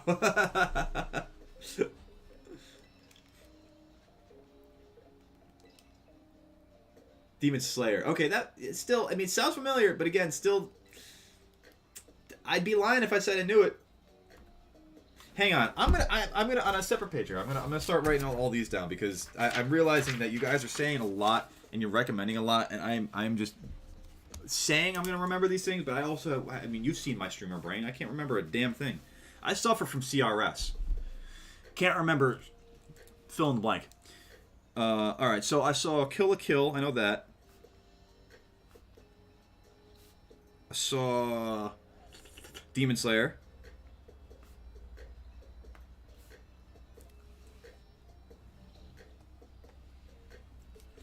Tanjiro and Zenitsu. It depends on the show for me with subs and dubs, honestly. Oh, 86. Thank you, Lofi. It really does depend on the show as far as subs versus dubs for me, though, because, like, I love, actually, was recently sent a very funny meme that it's still sticking in my head of not being able to hear without the subtitles, and that's kind of my vibe, too. I love watching shows with subtitles. It's funny, too, because, like, even shows that I can, like, that are in my language and I understand, like, I'll still watch with subtitles because, like, every now... what's a great example of this? Halo. As absolutely dog water as the Halo show was, in one of the first episodes, there is an amazing reference to Mass Effect, which, by the way, side note, Mass Effect is one of my favorite game series of all time. At some point, Get away from me, you damn crab brawler, whatever your name is. At some point, I'm going to be doing. I want to make a recorded Let's Play of Mass Effects 1, 2, and 3. I absolutely love that series. Love those games. Love them. In the first or second episode of the Halo series, you literally you don't hear it unless you have the subtitles on. There is a direct reference to, I think the line is in the background. A PA speaker is like, Commander Shepard to the Skillian Response Center, which, even for Mass Effect, is such a deep cut of a reference. It's like a reference to something that doesn't even happen within the confines of the game, and is only ever just referenced to as like a flashback type of thing. But like, I love having subtitles on for stuff like that. It's so insanely niche. And also, I mean, granted, that Halo show is terrible. I mean, I love Halo. I love the story of Halo. I love, at least 1, 2, and 3 in Reach. Reach is one of the best games I've ever played. What they did to that show was criminal. I mean, Steven Spielberg should be in jail for that one. I don't even care about Indiana Jones and E.T. and everything else he's done. For the Halo show alone, Amblin Entertainment should be split up, should be divested. Steven Spielberg should be tarred and feathered for that. I mean, that's really strong. I stand by it. I stand by it. They ruined a really good series.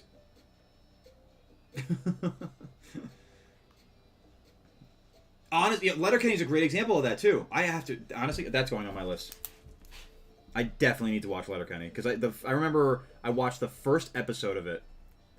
Let me back up. I watched Trailer Park Boys. I got into that late. That is an amazing show.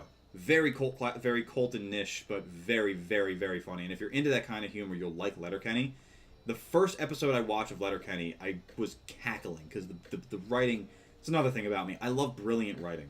Like if it's clever and it's well written and it's you got a little bit of snark to it. I love that.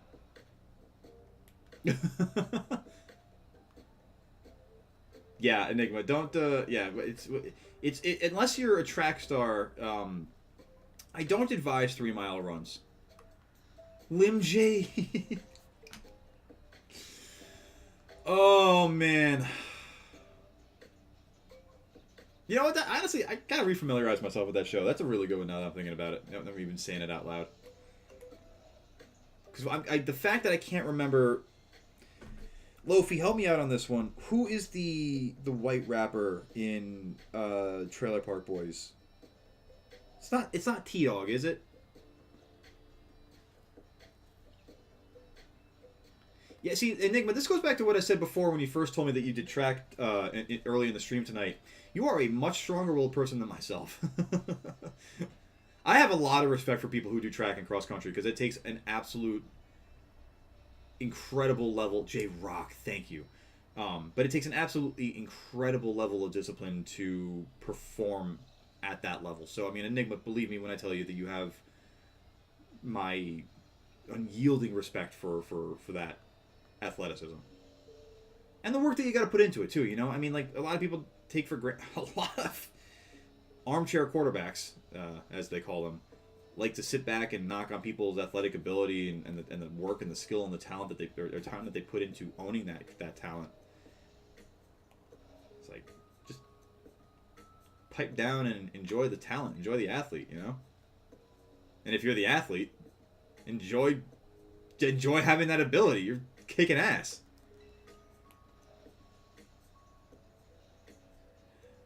Okay, I'll take your word for that. I wouldn't expect that, but I take your word for it. See, Lofi gets it.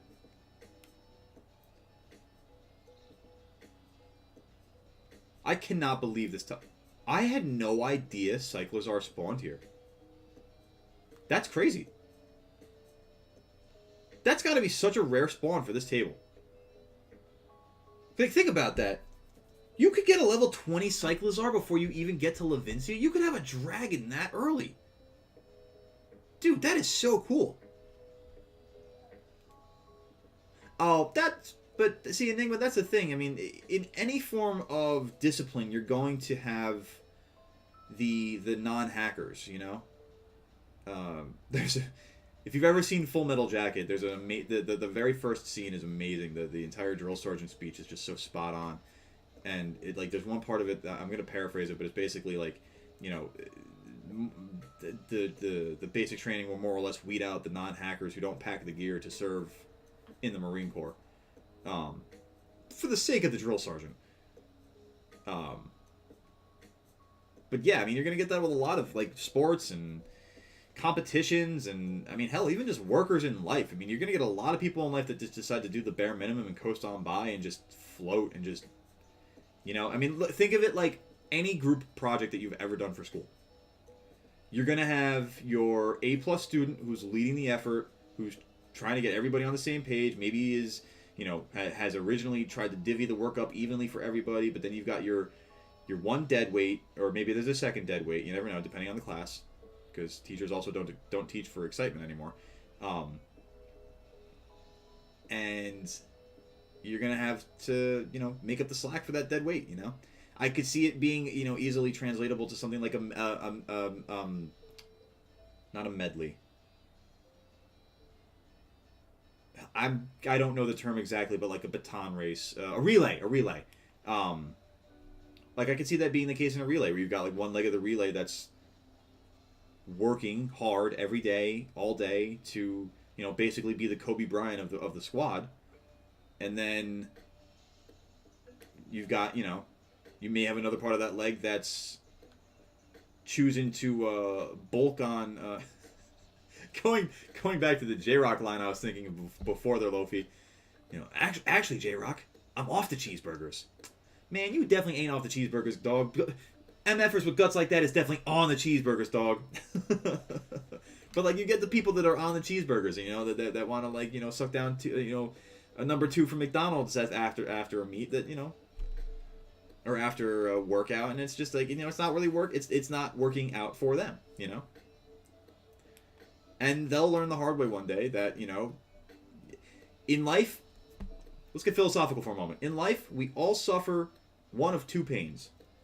We either suffer the pain of discipline or the pain of regret. And so if you put the work in now, you're less likely to regret it down the line. Thank you for coming to my TED Talk. We're here every Monday and Friday night at 7 p.m. Life is suffering, the Grand Buddha. Life is suffering. Now rub my belly. Considering I'm the A+ student, that I'm usually stuck with the mostly dead weights. Yeah, see, you know what? You get it, Enigma. Yeah, you get it. I have to say, oftentimes I was the dead weight. No, that's not entirely true. I wasn't a great student, but I always tested well. When it came time to do the work, I always made sure that I did the work. Well, here's the thing, Enigma. You don't even have to pay for it, because now it's recorded live on YouTube, and you can come back to this moment anytime you need to, my friend. But yeah, you know, I'm also happy to dole out the inspiration every now and then. You know, if you can find inspiration from your friendly neighborhood barnyard animal, then I'm doing something right. So thank you, in reality. Guys, do I abandon Toxapex here? We've been on this one for about 40 minutes also, and then absolutely nothing has happened. I think it's about time we just pop a sandwich up and just start doing some random running around. What do you think? New location? I'm with it, Lofi. Let's do it. Alright. I want you guys to do me a favor, and of the 18 types that are out there, I want you to give me one type. One of the 18 types. And I'm going to just center myself here on the great crater of Paldea so nobody gets influenced. Dark, okay. I'm gonna give it a few more responses here and see what everybody else is thinking here. But I've got one dark already. Oh, I've got an electric also. I don't want to forget that. Okay. As these come in, I'm just thinking about what the potential hunts we could do with these types are. Got a good one in mind for dark. Ooh, fairy, okay. Where would be a good fairy spot? Let me take a look at some of the fairy Pokemon in the Pokedex, actually. Because fairy, you know, as you mention it, like, fairy's a Pokemon type that I really don't have. I actually don't have any shinies fairy type. I think that's a good one. Fairy it is.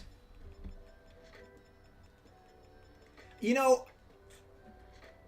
I was hoping when I was doing the Chansey video that I would just happen upon a random shiny Chansey, but, you know, we'll see.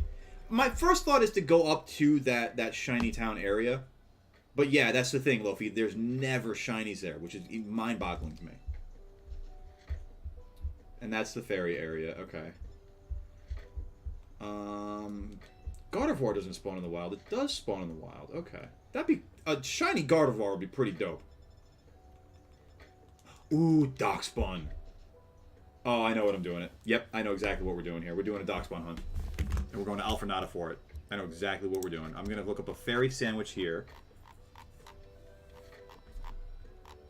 Actually, I also want to see not just Darkspawn, but Fido. Because those are both absolutely adorable. Let's see. Fairy sandwich, dragon, dark, Fae. Here we go. Sweet. Perfect. Two that don't require Herba Mystica. That's exactly what I need. Let me just see Fido. Because I think Fido spawns in the same spot as Darkspawn down in the southwest. No, it doesn't. Okay, well, that's fine.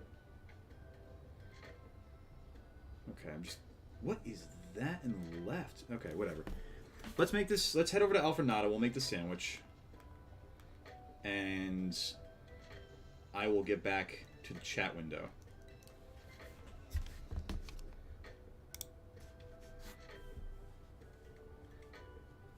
The shiny Darkspawn? That's a great question, actually. I don't know what it is. I want to take your word for pink, but I actually don't know. I'm going to go to Cerebi real quick. Cerebi, by the way, has the best sprite, like, graphics and assets that way. Okay, so Fido is... Oh, my God, that's so cute. Fido's just basically, like, a slightly more baked bread, which is awesome. Darkspawn's going to be a little harder to notice. It's a more dull, like kind of browner, less red shiny. So that's going to be a little harder to find. But we're going to give it a shot.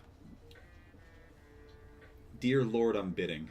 What are you bidding on? Less red, like pink, yeah. Oh, you're bidding in Porto Marinata? Yeah, no, that's a nightmare. Oh, I get it though. I get it, you know. I don't know if I would be spending the 29K on that at that point, but listen, also money in this game you could make like that, you know. It's less red, like pink. It's you know, it's not pink, it's lightish red. Which, if you get that reference, you have my undying respect. Let me find that recipe again. Hang on. Alright, so I need pickle. I need ham. I need prosciutto. I need jalapeno. I need mayonnaise, and I need mustard. And we're going to go with a blue flag pick here. Oh my goodness, Enigma. Yeah, see, that's exactly what I'm talking about. Like, this game, you just get handed money.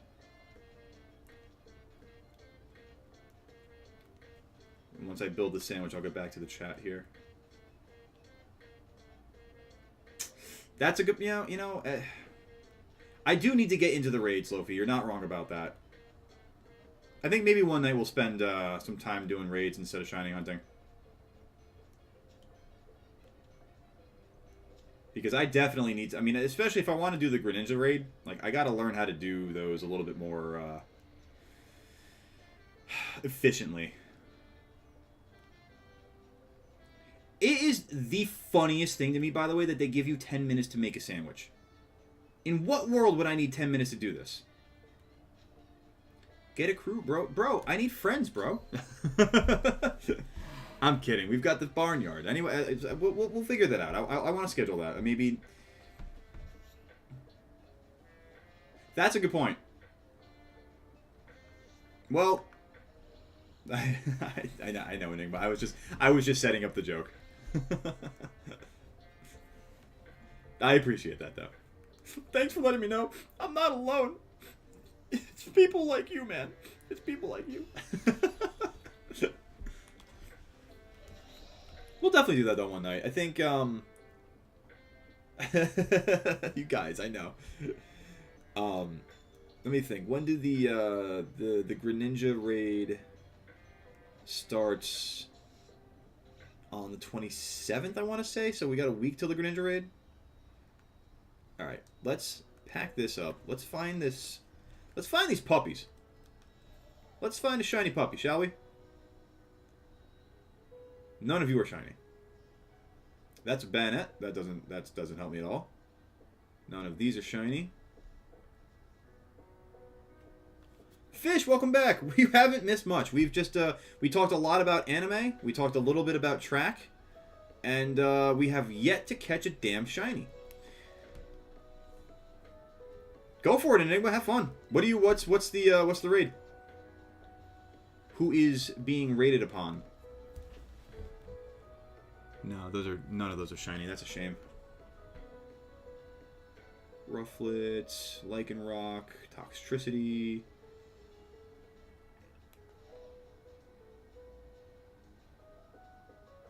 Oh, Darkspawn! Shiny Darkspawn! Oh, you know what also spawns over here that's fairy? Klefki. And Klefki is tiny as hell.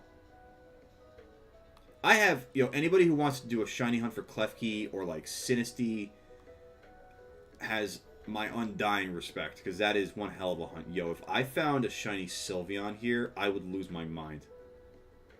I would absolutely lose my mind if I found a shiny Sylveon here. I actually don't know what Klefki's shiny looks like. Is it this? I was really. I mean, dude, that would have been awesome. Oh, it's a gold. Okay, well, that's definitely not that. Okay, I feel like that's gonna be. It's a Garchomp. Ew. Oh, the raid's a Garchomp. No, I thought you were talking about the shiny was like a Garchomp. Okay, no, that's better then. A water type 6-star Garchomp. That's nice. Oh, hello, Sinistea. Are you authentic? Are you authentic? Do you have a mark under you? You don't look like it. No. Yo, Toxtricity, you okay, bro? Like, we could talk about it, man. There's helplines for this kind of stuff. It's okay. It's dude, that I'd say that'd be painful, but in a few minutes it wouldn't be a problem anymore. Anyway, right, Lofi. Thank you. Somebody call some help. Get the man some counseling or something. I don't know. I gotta listen, Lofi. Going back to your Dusk Lycanroc comment, there's a lot of shinies. I'm being accosted by all the minuscule Pokemon now. There's a lot of shinies I really want to get. Like, that Dusk form Lycanroc is really nice. I was so excited a few months back playing Pokemon Go. I hatched an egg, and it was a shiny Rockruff, and that made me very happy. Nice blue puppy. Speaking of puppies, yes, baby, let's go, shiny Fido!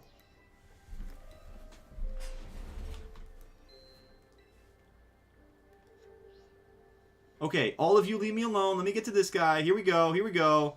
That's my shiny, baby. Let's go!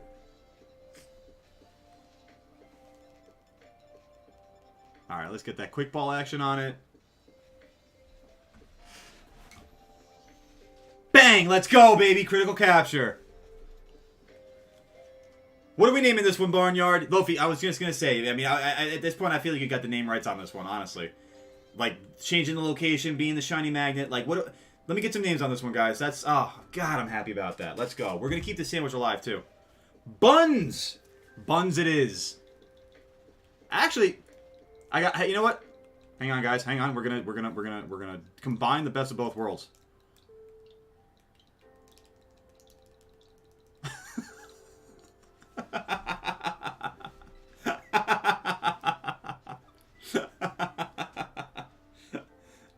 we're put base time in the box. We'll have loafy buns in the party for us. And Fish gets the shiny Gyarados at that point too. Let's go, guys. Shiny Fido, shiny Gyarados. Good time in the barnyard right now.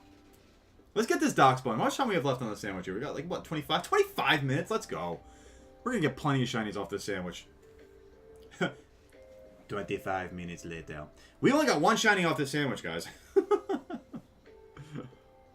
All right. Oh, Sylveon, if you want to be blue, ooh, you are more than welcome to. I gotta tell you, too, that actually, good, Enigma. That's what we do here. We provide the ha-has. We live life for the lulz. But, no, it was so funny. What should you name the shiny Gyarados? Ooh, that's a good question. I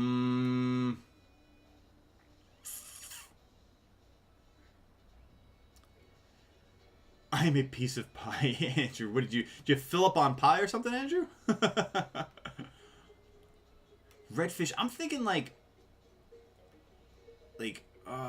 red. Oh man, I had it in my mind for a moment. I don't know. I mean, I definitely go for more of like the anatomical names, but like I'm down with like Red Baron in my mind. Scales works. It's like it's hard.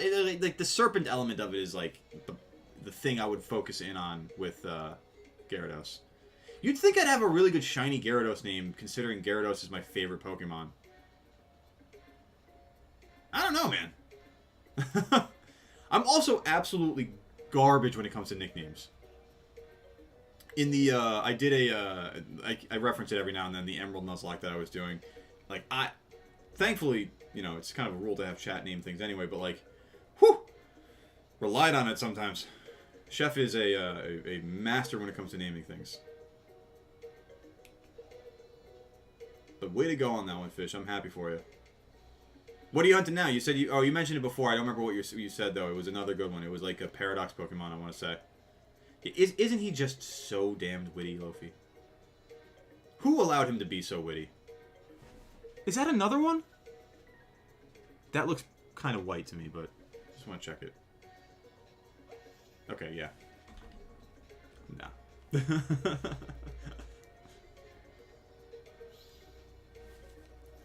Oh. I know you guys couldn't hear it over the mic, but wow, I just got a major crack in my back. Oh. Right, Fluttermane, we were talking about, yeah, the shiny glitch before, that's right. Oh, God, guys, I mean it, as we get older, you cannot put a proper price on spinal health. Oh, my God. See a chiropractor. You know, stretch, do yoga.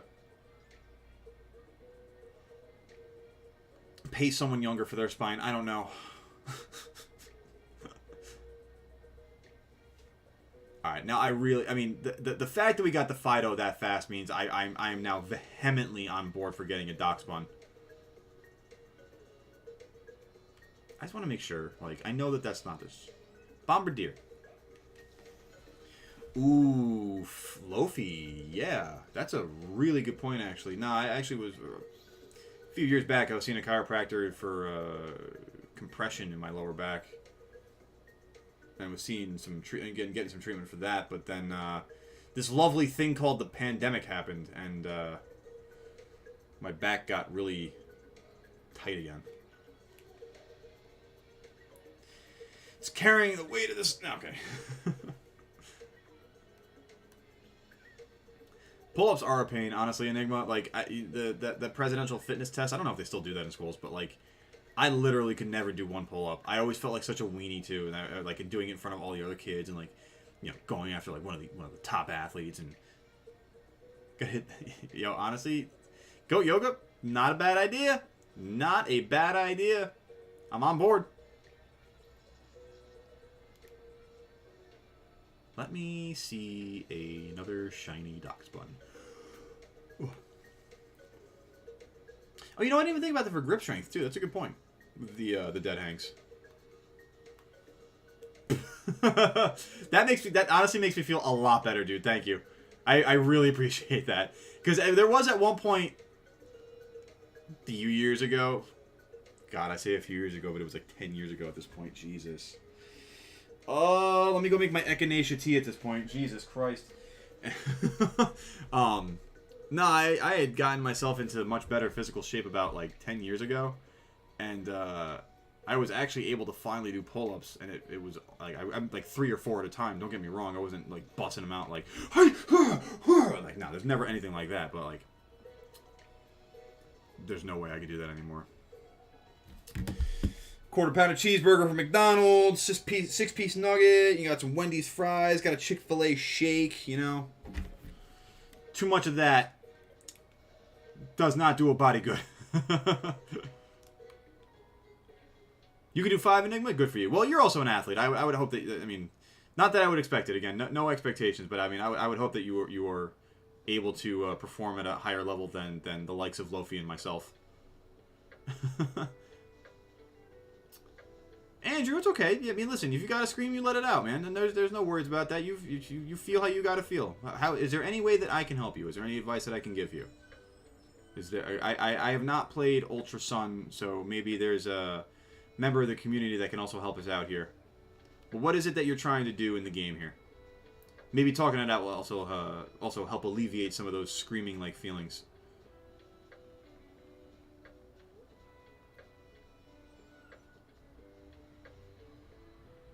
Lofi. Oh, that's my spirit animal right there. Don't do ups, dude. Pull ups, sit ups, not do downs. Sit down, give me a cheeseburger, I'll wolf it down. Oh man, that's funny. Oh god, I don't know why this made me think of it, but guys, have you seen the I guess it was released today, or it was announced today, or maybe yesterday. But did you guys see the Baja Blast hot sauce that they announced? I mean, admittedly, I guess it's Mountain Dew. I want to say I don't know why, but it's brilliant marketing. It's absolutely brilliant. I mean, like, Lofi, here's my thing. I'm not a big Baja Blast guy to begin with, and like I was a late adopter in life to hot sauce. Which is weird, you know. My parents are both obsessed with hot wings, but I was late adopted to that one. But like that's what I'm saying. Like, yeah, like how do you like a fruity like sweet hot sauce? I don't know. I mean, you can do a lot of things with hot sauces, so I'm not ruling it out. You know, there's such a thing as sweet hot, but I don't know. We'll see. We'll see. I entered into the sweepstakes to. Get myself. Oh, because that's the other thing too. They're only producing 750 bottles, and you can only get it by winning a sweepstakes. So, if you're interested, check out Mountain Dew's website and enter that, because why the hell not? You know, it's worth a shot. I figure it's at least worth one try. You know, like put it on tacos, or maybe like a buffalo chicken wrap. Excuse me with the yawning again. But like a buffalo chicken wrap or something like that, and I just can't like imagine putting it on like wings though. That's the only thing. That's my hang up. Alcoholic Mountain Dew. Okay, well first off, as somebody who worked at a movie theater for his first job and had an unlimited supply of Mountain Dew and popcorn, yes, yeah, I will happily at this point work with an alcoholic Mountain Dew, as long as it's not, what is it? Oh my god. If Chef was in the chat, he would know exactly what I'm talking about. There's a really low-quality vodka brand called 99, I think it's called. There might be another word for it, but they have a flavor of their vodka that's basically Mountain Dew that they call Dude. It is not Mountain Dew. It is horrific. It is vomit-inducing stuff. So yeah, don't do that. But if you've had one that's actually a good flavor of Mountain Dew and alcoholic, then, I mean, as long as you are of legal age to drink, enjoy. Down a whole jar of jalapenos. Enigma, you are another animal, my friend. That is... I mean, I know, like, jalapenos are relatively tame on the Scoville chart between, like, you know, like, habanero and Carolina Reaper and ghost peppers and all that fun stuff, but, like... Still, I'm not sitting down. You will never find me. maybe for like stream content one day, but like out of my own free will and accord, oof, woo. The one chip was tasty. Enigma. Stop it. Get help. I admittedly that's something I've also been thinking about doing is the one chip challenge. I had a friend do a quarter of the chip, and mind you, this friend. I'm glad you enjoyed that. Mind you, this friend of mine that did that 1/4 of the one chip challenge. This guy is from Buffalo, New York, born and bred with hot sauce in his veins, like makes chicken wing dip all the time. Like this dude loves hot stuff. Had 1/4 of the one chip challenge and like it was coming out soft on both ends, man. So like me, an absolute wimp when it comes to hot. Still really wants to do that challenge because I think it'd be really, really funny. But I also know that the absolute damage it would cause my body. I think I would have to go to the hospital.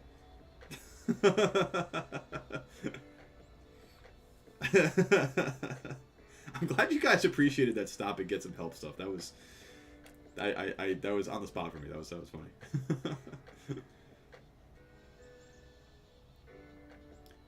What was it?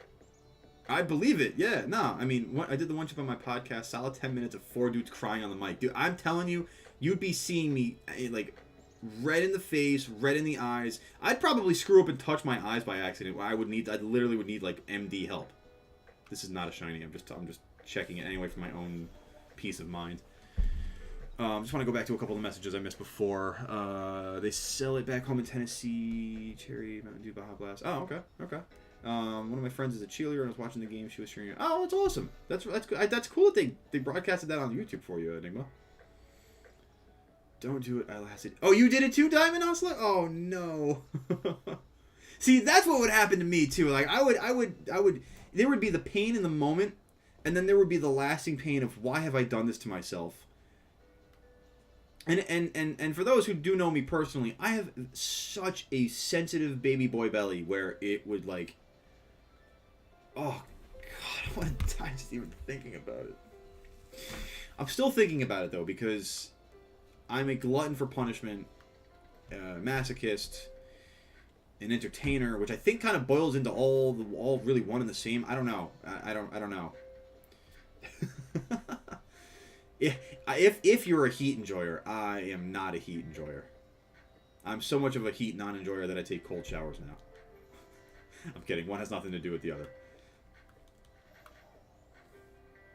Oh man, I'm Diamond Hustler. I'm so I feel for you though.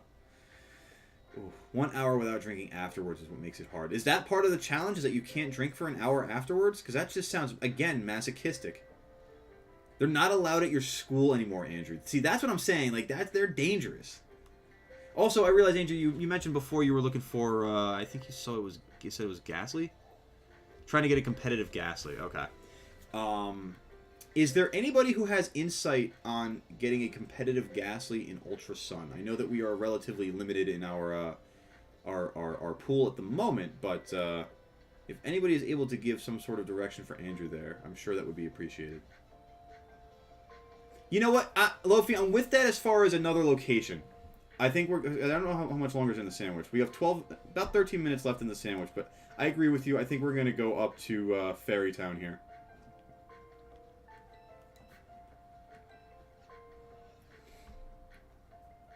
I think that's a good call.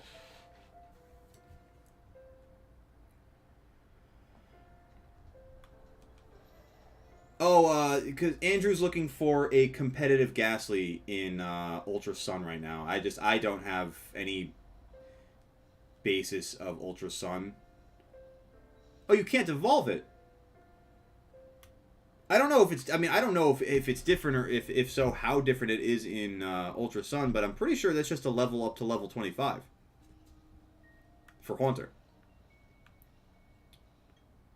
Yo, Floette could be shiny, and I would never notice, and I don't think I would mind missing that one. Ooh, you know, the Hoppip line would be nice to get shiny. Espeon would be a cool shiny. I don't know what Vivillon's is. Oh, true. To get it to Gengar, right. No, then you do have to trade it. You're right. I don't know how that works on, What's Ultra Sun? Is that Wii U? Or is that 3DS? I feel like that's the Wii U.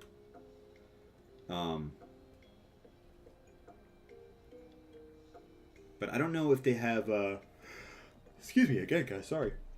I don't know if they have the, like, what kind of trade capability. It's on the DS. Okay, yeah, because I don't know what kind of trade capabilities exists on the DS these days for that kind of, to kind of, like, get a competitive, to trade, really.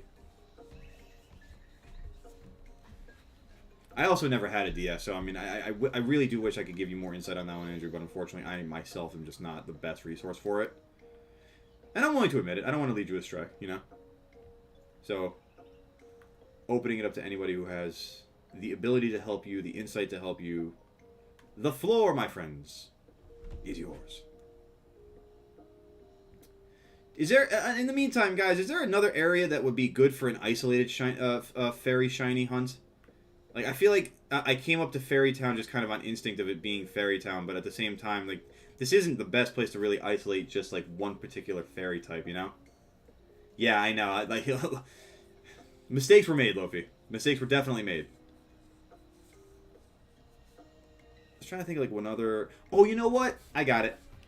If it happens, it would be incredible, but we're going to give it a shot. We've only got about 10 minutes for it. But we're going to go try the Valiant.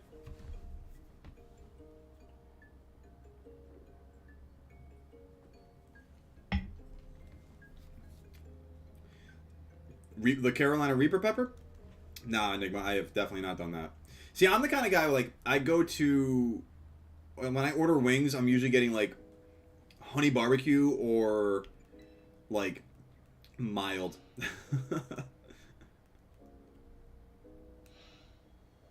Well, you got Lofi there.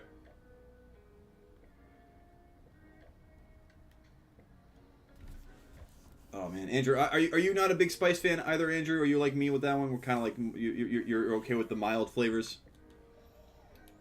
Hey, as long as you don't regret it, that's the idea there.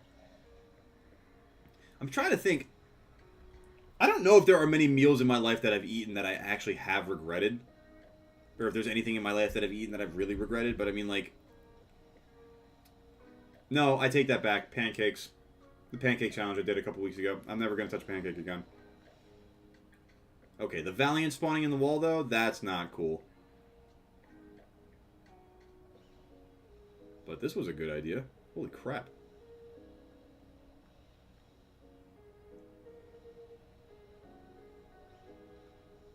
Pento Spicy. I'm not really sure what Pento Spicy is.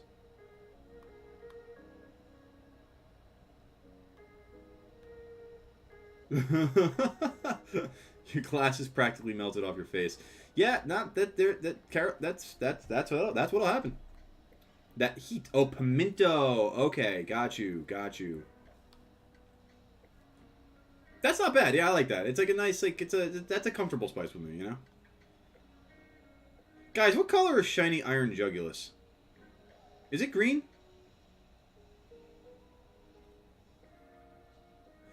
Oh dear Lord, Lofi, no. 15 pounds of batter? Oh no. That's too much. Your stomach. My stomach thinking about that. Oh my god. Back around my parents' place. Oh, I gotta change how I'm sitting. My neck is starting to hurt. Back up by my parents' place, there's a pancake house, like a country style pancake house. And they serve up, like, their specialty pancake is like if a normal, like, buttermilk pancake is like that big, like their like normal pancake was like that big. It was massive. This is like a 14-inch diameter.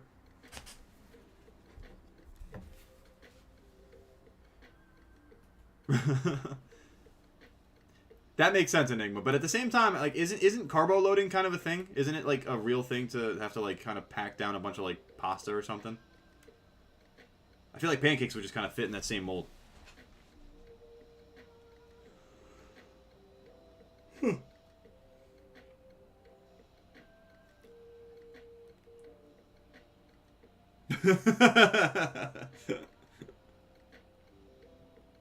Nice little exchange there. Nice little exchange there, Andrew and Luffy.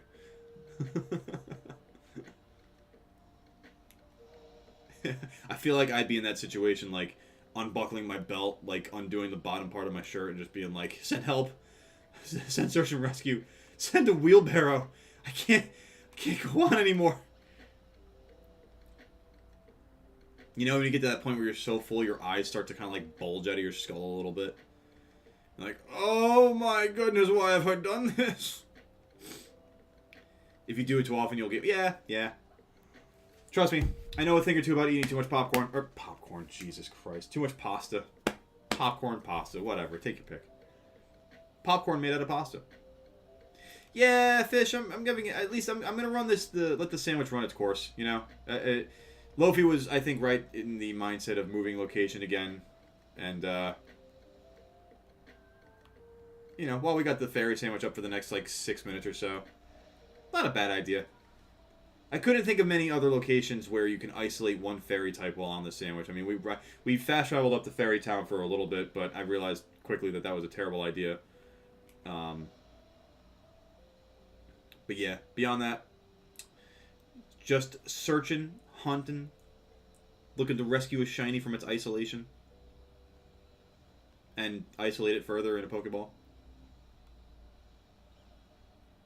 Plus, I mean, Shiny Iron Valiant is also one of the best shinies from Gen 9, in my opinion.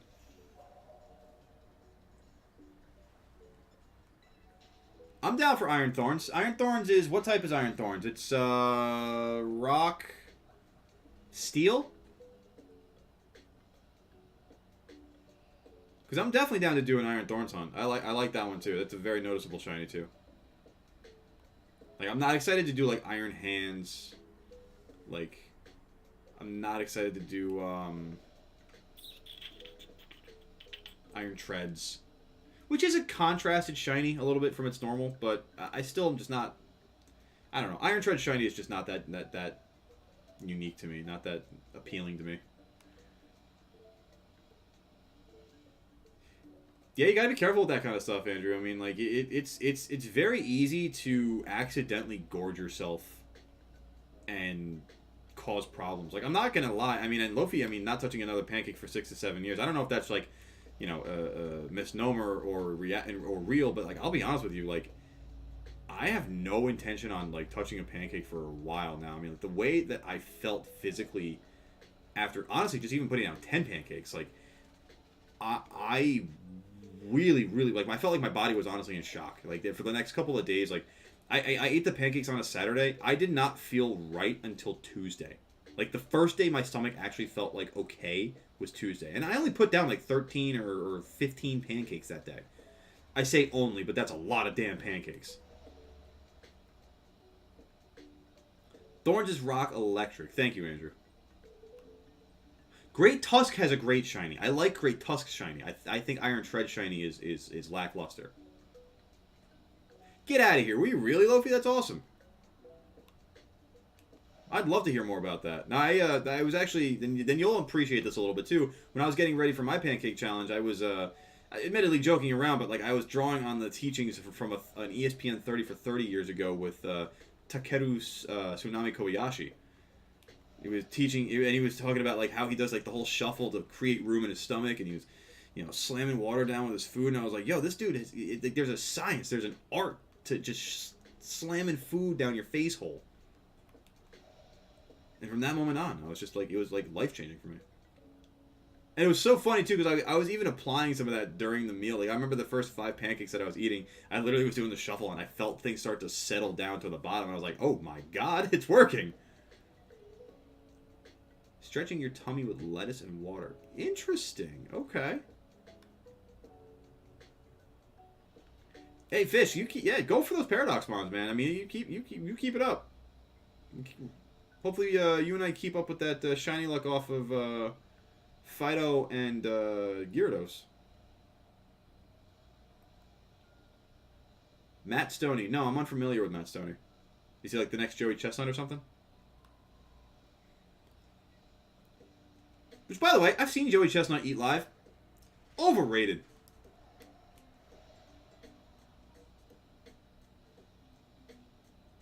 let me take it back. His talent's not overrated. His talent, the fact that he can eat as much as he does, that's impressive. I don't get the hype. Boxes of cereal in a sitting. Is it weird that I don't think that's so difficult? Like, I feel like I could house a box of cereal in one shot.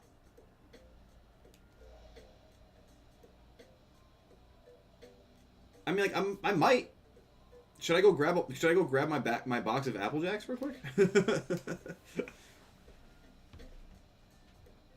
Is that a stream idea one day or a video idea, just to engorge myself into like a box of cereal challenge or some crap like that?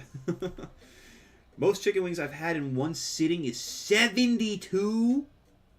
You got to be a competitive eater with that kind of number. That's insane. I mean, it's impressive. It's impressive. But damn.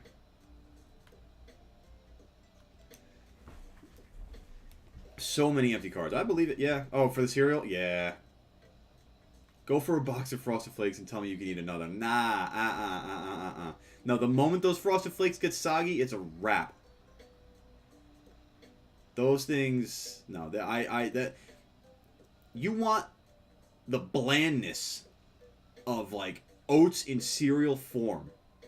You just let Frosted Flakes sit for about 5 minutes in milk, and you get the soggiest, most cardboard-laden tasting crap. Which is a shame. Like if you're fast on the Frosted Flakes, and they're still Frosted Flakes, like they're Frosty Flakes, bro. They're so good. The moment they get soggy, See, I dig oats. Actually, I like it's honestly one of my more common breakfasts than not. Like, you know, half a cup of oats, some chia seeds, some almonds, some cinnamon, a little oat milk. Ironically, with the oats, feels like chicken and the egg, whatever. Not bad, you know. Decent every now and then, you know. It's good. I think it's a good like weight maintenance sort of breakfast. Do a 24-hour stream when you hit a certain amount of subs. Enigma, I will absolutely do that. I will yawn my entire face off, but I will absolutely do my damnedest for that one. Line up the coffee, line up the chocolate, get all the caffeine coursing through my veins, and then absolutely call my doctor the moment the hour 24 ends, for I will need it.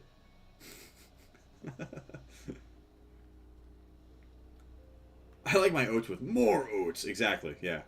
I like my oats actually bathed in the blood of my other oats. Alright, let's pop back up to area 0, to the 0 gate. We'll get a sandwich together for... You know what? Let me actually see what makes sense for the... Wait, what was that? What was that part about the oats and the blood of the oats? What? Huh?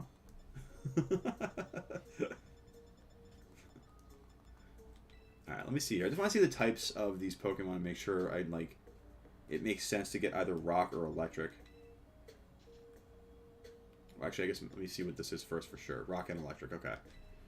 Is there any other rock and electric type Paradox Mons? Iron Hands is electric, so I'm probably going to want rock then. Yeah, I could do that. Okay. So let's find a rock sandwich then.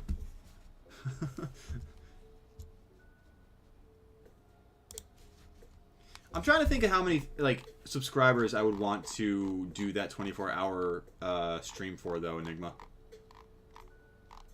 Because I feel like that would have to be kind of a worthwhile goal.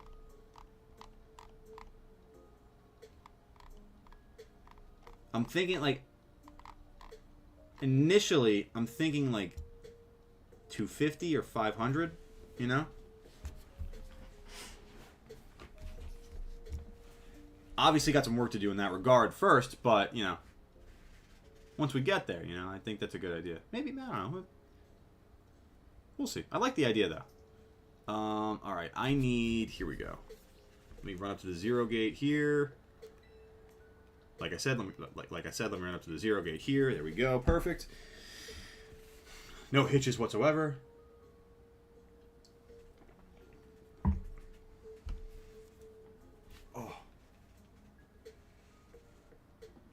Guys, I mean it. If you haven't been stretching or drinking water or anything like that, do yourselves a favor and take care of your body real quick right now. Ooh. You need it. I need it. We all need it. Alright, let me pop this sandwich here. I should have everything I need for the Ultra BLT sandwich. Let's see here. I might actually have this recipe. I don't care. I'm not going to waste my time with it. Lettuce, tomato. Ooh, I don't have bacon. To Levincia.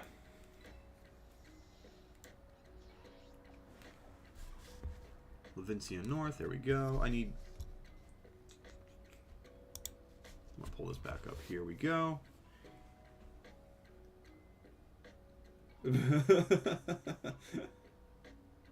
Andrew, I like how you've now specified to 890 million pounds of burgers. I think that's... I mean, hell, why stop there? Just go for 1 billion pounds of burgers. Right? Get out of here, Enigma. Really? That's so fun. Where did you get it? Is it at Acquiesce Supermarket? Because that's my natural... Like, if it's not at Shore Cans in my mind, it's Acquiesce for the bacon. Because that's literally what I'm grabbing right now, too. That's so funny.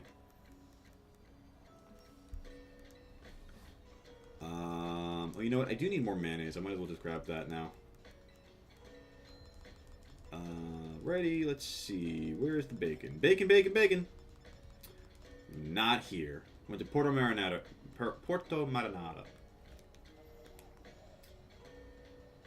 I have a feeling I might end up there then, too. There's 3 major markets that you can buy all these kind of ingredients at. There's Shore Cans, there's Acquiesce Supermarket, and then there's Delicioso.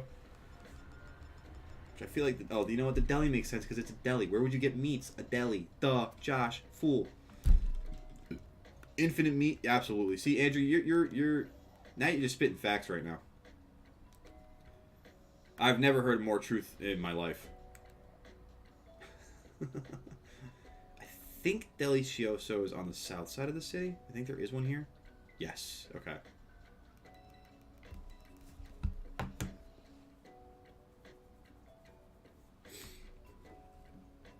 All right.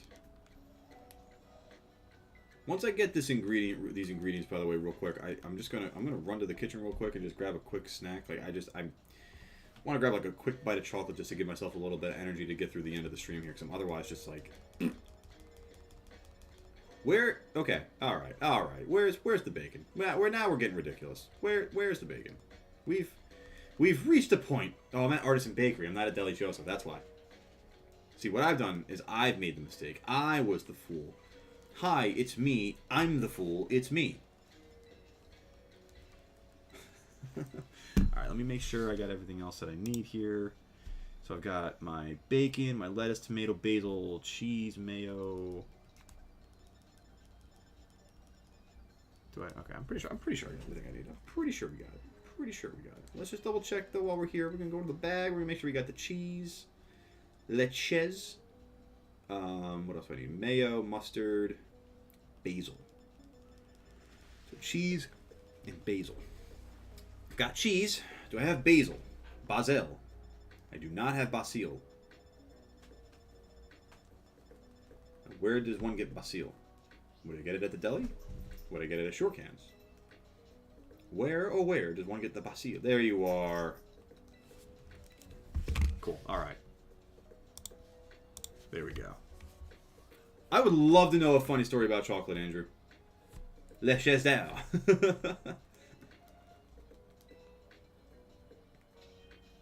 Alright, let me run up to 0 gates.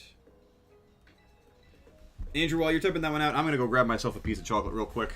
So, give me 1 quick second, folks. We'll be back. I'll be back around the time that I get back from the 0 gates.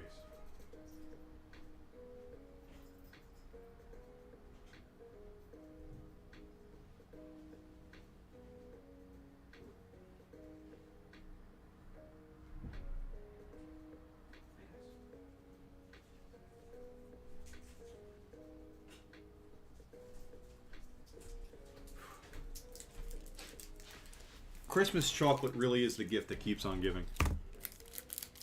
I'm telling you, you just put a little bit of chocolate in the, He left us. Yo, that dude got his just desserts, though. Honestly, he leaves those kids in that car, but he gets stomped. It's the best. No, wait. No, he gets chomped. Yeah, he gets chomped. Yeah, he gets chomped. He gets the old chompy chomp. You know what's so funny? You could absolutely make a meme out of this game, too. Where it's like... all the Pokemon that run around in packs. And you could literally, like, put that GIF over the top. Like, they do move in packs. I realized I gotta do the sandwich first. I almost made an oops. Just a general reminder, I'm sure you guys already have, you guys are amazing, but if you haven't already, go ahead and like the stream, please. And if you haven't already subscribed, what am I saying? You guys pretty much all have anyway, but if there's anyone here lurking who hasn't subscribed, they're having fun, by all means, hit that big red button down below and enjoy the rest of your time here with us. I hope I didn't exit off that screen. There we go. Okay, so lettuce, tomato, bacon, un cheese, un basil, and then mayo and mustard. I need to get more mustard down the road. All right, let's get this sandwich together. Whatever you do, do not give your dog caffeinated chocolate because it's not fun. Yeah. No, actually, I'm pretty sure chocolate's actually poisonous to dogs. I don't think you should be giving your dog any chocolate. I also don't have a dog, so and I've never had a dog, so I don't know exactly. But from what I've heard, I'm pretty sure that's the case.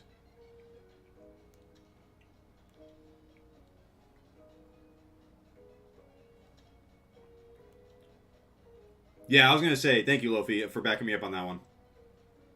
It's not lurking; it's passive watching. I like that. I like that. I've just heard the term lurking a lot in other content creators' chats. I like passive watching. That's good. Lurking does have like almost a negative connotation to it. I'm definitely more on the passive watching thing. You've consider me of the converted, Lofi.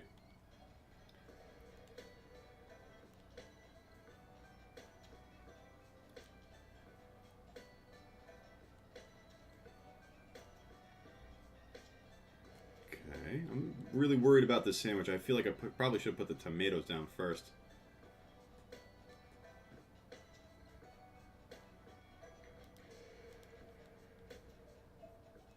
Oh no, the basil! No, I need the basil! Don't do this to me. Don't do that. What if I... right there. Okay.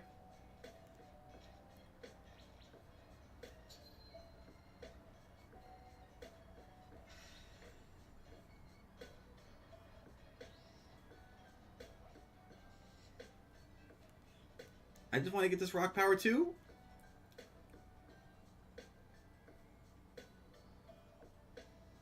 It looks horrible, Lofi. I would not eat this thing. Even the face says it all. Rock power 2. That's all I want. Rock power 2. Nope. The second I saw Tasty Josh Original, I was like, this is not the great BLT. Damn it. Let's try that one more time.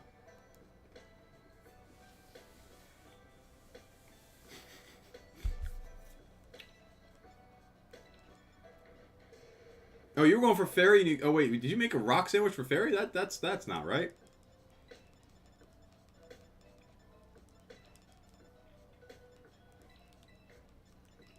Alright, I literally... You gotta spread the lettuce last. Okay, that's good to know.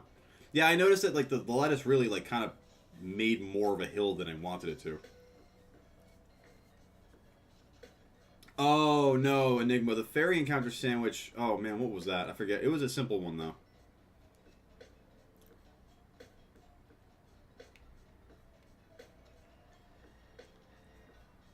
What you got, Andrew? What's the exciting news?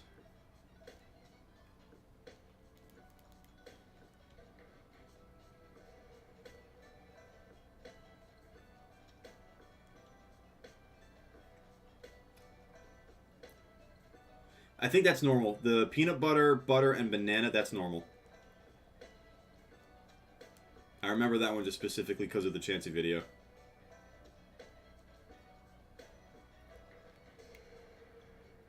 This is looking a lot better already. Yeah, that's the typical Chancy Sando. The Sando. You got it, buddy.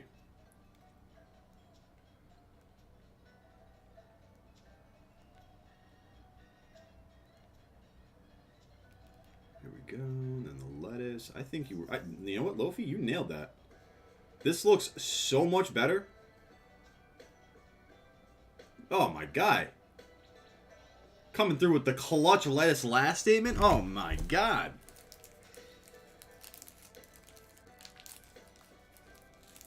Yeah, Enigma, I don't remember what the fairy encounter sandwich is. It's a shame that when you make sandwiches, they don't just save them for you sometimes. Hey, Andrew, no, go ahead. Yeah, no, I'm all ears. I was waiting for you to say it before.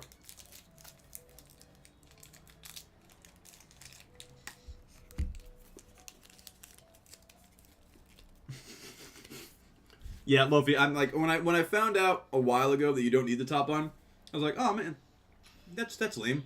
I like having the top bread on my sandwich. Situations like this where it's like, yeah, that bread might mess up your sandwich. Nah, you get that. You chuck that thing. You yeet that thing to Pluto. Get that thing out of here. There we go. That's what we're looking for.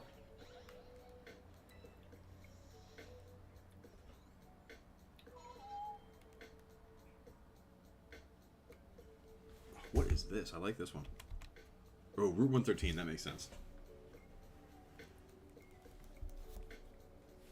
Actually, yo, Route 13 is an amazing soundtrack spot from the Hoenn games.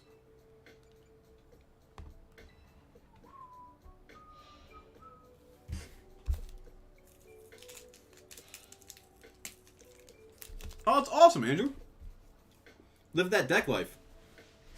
Like back decks, patios, balconies, that whole type of deal, man. That's awesome. Is there anything going in on the deck, or is it like I've seen some decks that have like the dig-ins for pools and whatnot? Like, is it just you guys are like having like a patio porch or something like that? So I think that kind of stuff is sick. Can I get a hot tub? Another reference that if you know, please do me a favor and stretch for your own sake.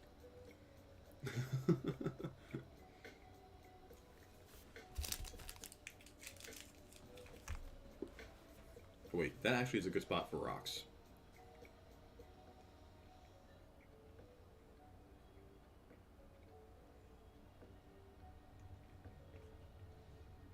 Also, speaking of great soundtracks, again, Area Zero, man.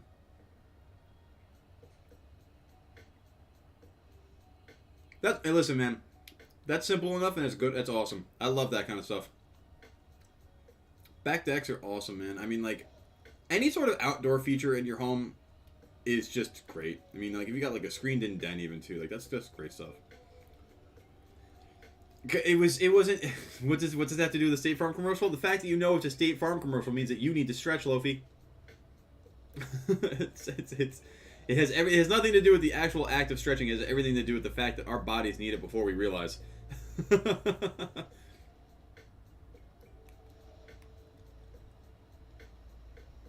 A chimnea? A chimera? Where's that one rock? There it is. I see it already. Oh, if one of you had a blue nose, that would be just so kind. Oh, a small fireplace. That's cool. I'd love to have one of those, like, kind of like brick oven stoves, like that serves as like a fireplace on like a back deck patio type of deal, you know? And that'd be really cool. Real classy. That's awesome. Hey, listen, you don't. It's. I'm pretty sure it's gonna look awesome. I'm pretty sure it's gonna look really cool. So, I'm excited to hear how it turns out, Andrew, when that all gets set up and going. And I hope that you enjoy it too while you've got the access to it.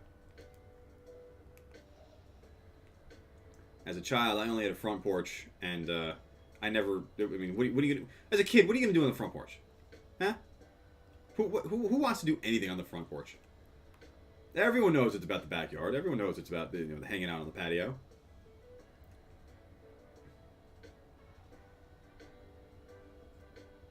I need one of you to shine for me, please. Hey, Fish, are you still here? I know you're hunting Flutter Mane right now, but I want to pick your brain if you got a moment. Actually, Lofi, anyway, this actually is open to anybody. Does anybody know if Iron Thorn spawns in the lower parts of Area 0, or if I have to just kind of stick with these rock walls out here?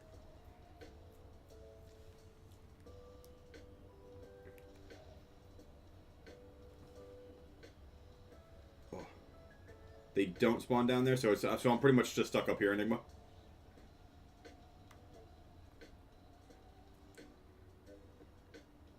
Yeah.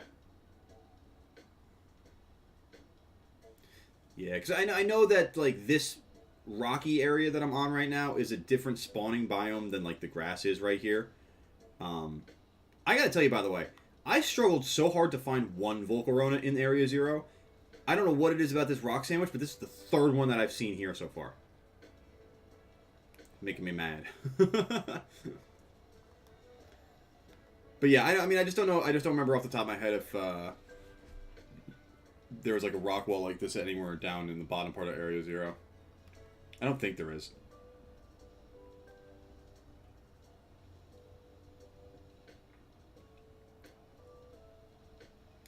Wait, Lofi, you didn't... Oh, that's right. If I remember correctly, you haven't finished your Pokedex, right?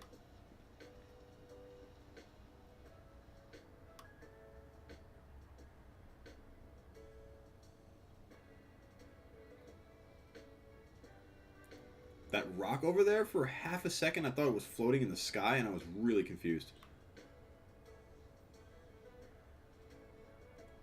Yo, honestly, the legendary fight was not as easy as I thought it would be. Like, those things can be really strong. I also don't think I used my Master Ball at all. You know, saving it for a rainy day. What that rainy day is, who knows?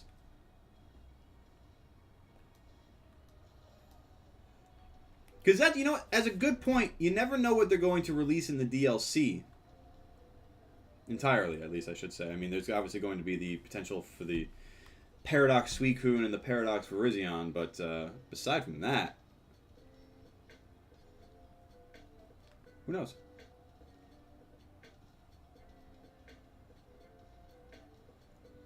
Look at this. Look at this bartering system we got going on here. I feel like I'm watching the NFL trade deadline. The Lofi Batostis send a third-round pick over to the Enigma 4112s in trade for a Master Ball and a Shiny Ditto.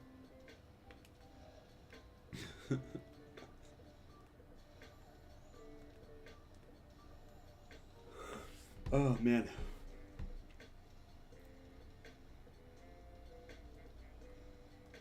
I'm just joking around at this point.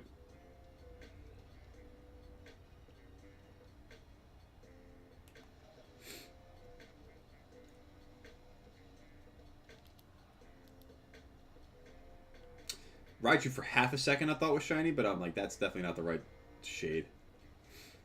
You know what? If I don't check it, and it is, I'm going to hate myself. I don't think it is, though. Yeah, nah.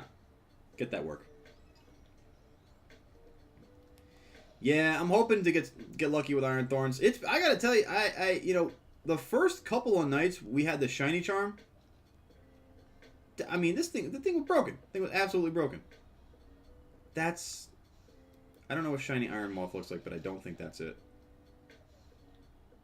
Scissor, are you well, my man? Are you what? Whatever. I'm not going to force it. Sweet. Yo, I'd honestly take like a shiny Knackly too, or Knackle Stack, or Garganackle. Those would be pretty cool. Or Lycanroc. I mean, any of these ones that I'm actually not hunting that they would like to be randomly shiny, that's, I mean, completely okay with me. You're never going to hear me argue about that. Ooh, this is not Pokemon, but I like it.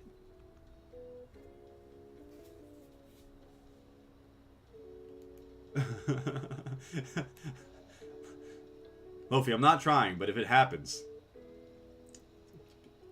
it's gonna be a thing. I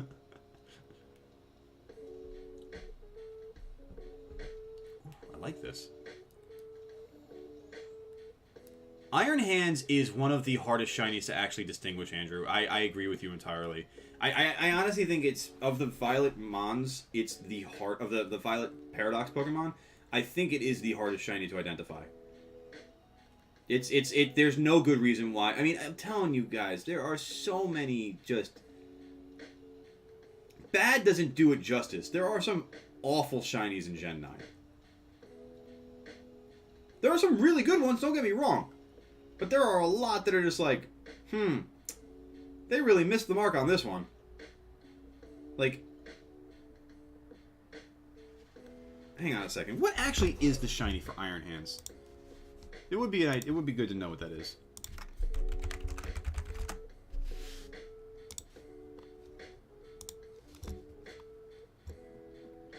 Ew. Ew. I mean, it's lighter. It's relatively more noticeable. Like, the darker gray parts of it, yeah, it's like Andrew's saying, it's like more all silver than anything. So, like, yeah, the top of its head and, like, underneath its yellow skirt, oh, Raffarig, is basically silver.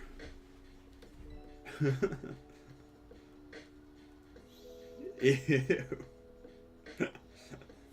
Listen, I call him as I see him. I wear my emotions on my sleeve, in my face, and in my voice. See, I think that's one of the cool things that you guys are going to get out of me is I'm very authentic. I'm going to tell you basically exactly how I feel. As an example, Floette, what the hell? No one saw you there. It's so not good, Andrew. You are so spot on. It's so not good.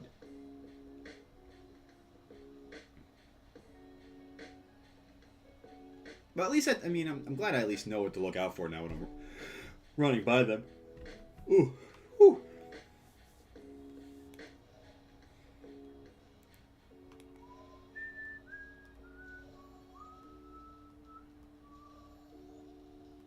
Oh, this wall. There we go. I hope they fix the integration into the wall climbing mechanic with that patch, because it definitely needs some work.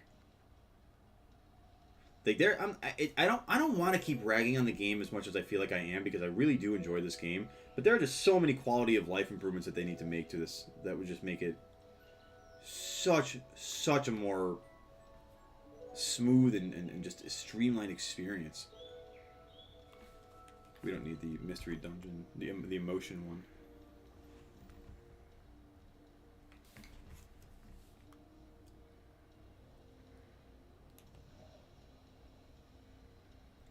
I don't know if you're asking me that question, Enigma, or Lofi, but that I'm definitely not. I don't.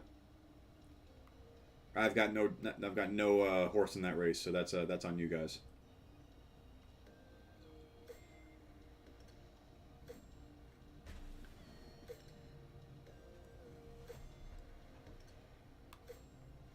Man, I would like a Knackley. Hawlucha being shiny randomly pretty cool too.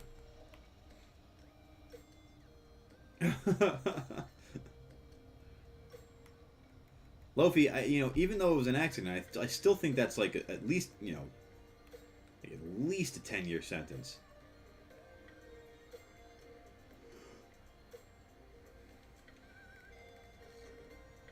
Which one are you talking about there, Andrew? The Iron Hands?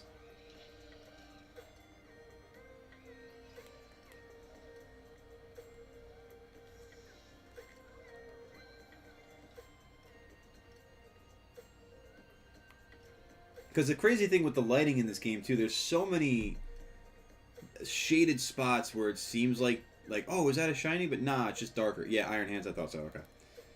Yeah, exactly. Because I mean, like when you go into the shade with that one too, it's like, oh, is that all chrome? No, it's just, oh, I'm in the shadow. Oh, damn. I feel like there's another good rock wall area, but I just don't know where it would be. Like, as a great example, by the way, like, I saw on MNJ TV or one of the videos with MJTV and PM7, like Corviknight, just looking like that was shiny, and it's almost impossible to tell that it actually looks like a shiny because of the lighting. All right, no, these guys are all bog standard. Wow, I really cannot stop yawning. Not a damn thing over here. Let's keep trying, though. You're not shiny. You're just green. You're not shiny. None of you are shiny. You're not shiny. You're not shiny. What good are you, then?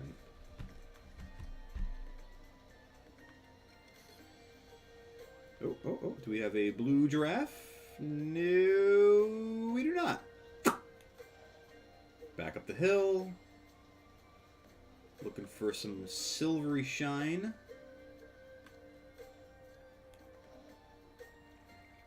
Like any spawns, actually. Shit. How long does it take for... Oh, the Koraidon? I have no idea. I feel like you would have to probably zone out of the 0 gate, though, right? Oh, it's actually got a timer? Never mind, then.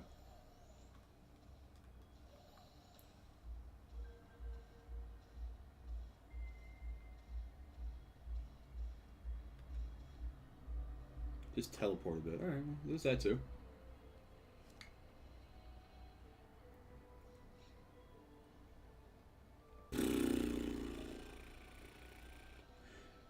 Trying to do that so I don't keep yawning.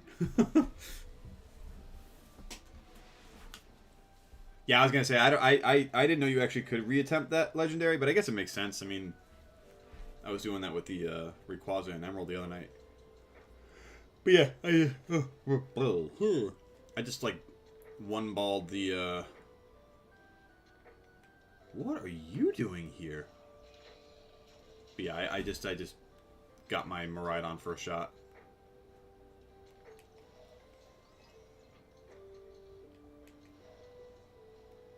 Why won't you shine?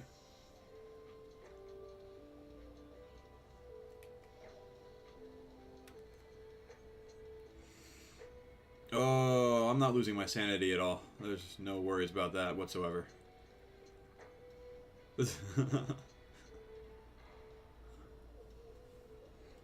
Oh my god.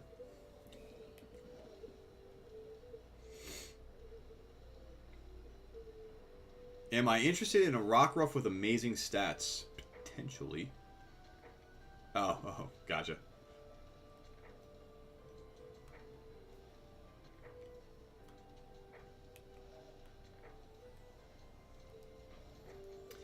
Yeah, that's the classic formula right there. Do I ever watch The Voice Kids? I'm not sure what that is, Andrew.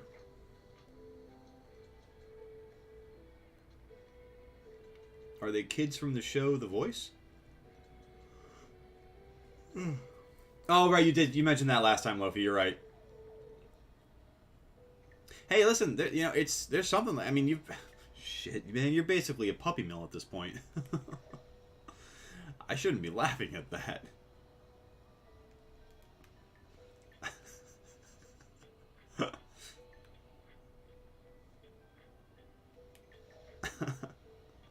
I didn't see it in chat. Did you say that after I said that? Did you reiterate what I said, or did you say that as I said that? Because if we had the same thought at the same time, that's really damn funny.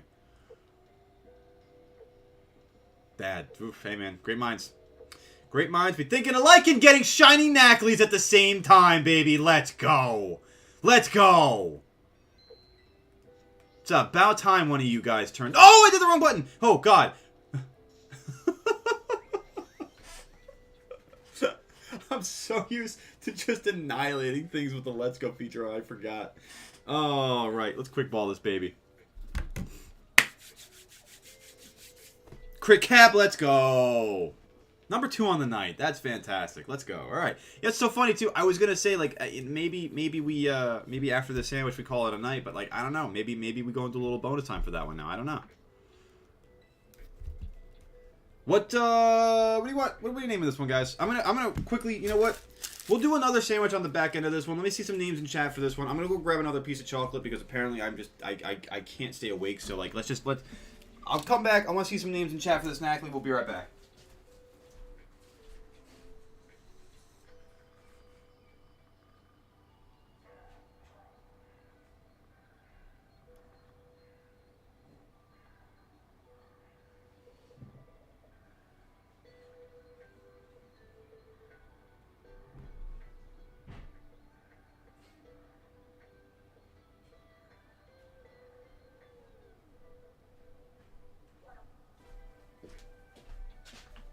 We've moved from the Christmas chocolate to the Hanukkah chocolate now. We're a multi-faith barnyard. All right. Rock Salt Chunks. Ooh, Chunks, that's it. Andrew, have a wonderful night. Thank you for stopping on in and being a part of the barnyard tonight, man. As always, you're welcome. I'm sorry, let me back up. As always, you're welcome here. But thank you for being here. I hope you have a wonderful night. I hope you have a wonderful weekend. And I hope we see you again on Monday. So take care of yourself, man. In the meantime, Chunks it is.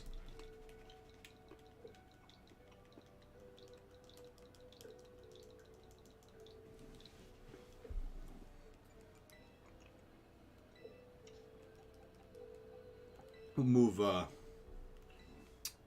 IHOP out of there. Have a moo-tastic day. And bye to you too. If I didn't have a mouthful of chocolate right now, hang on. There we go. When I was a young, spry goat back in the college days, I could bow with the best of them. Relentlessly. I honestly, like, it was silly how much I actually was, like, buying on spot.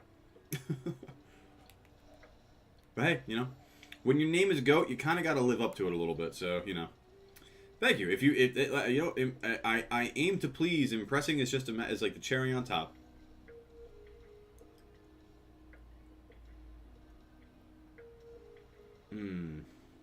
So I got a shiny. It's not the shiny I wanted, but it is a shiny I wanted, so I suppose I can be happy with that.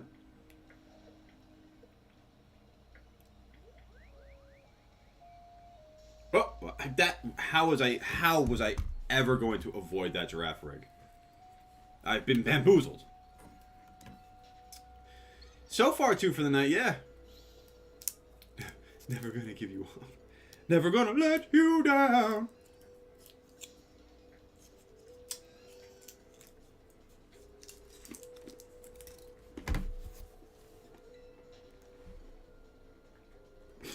And is that you? In my mind, I was hoping you were going to follow up with the line, too.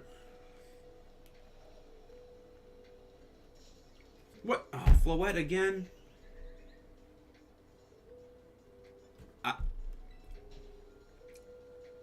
Never gonna say goodbye. Come on, damn it. I can't believe I actually know the words of the song that well.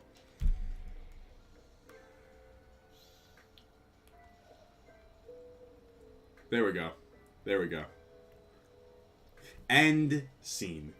Are there any Ted Lasso fans in chat? I myself am a huge Ted Lasso fan. I had before I started watching the show, I had a friend actually say to me, he's like, "Do you watch it? You remind me of him." I was like, "All right, sure." I'm happy with the comparison. Don't get me wrong. But no, I just that whole little back and forth right there with Enigma and I, that was amazing, Enigma. That was absolutely amazing. But it reminded me of the scene from Ted Lasso at Rebecca's dad's funeral where she does that as the eulogy, and it just that was good. That was good. Oh my God, is this Lugia's song? Ooh.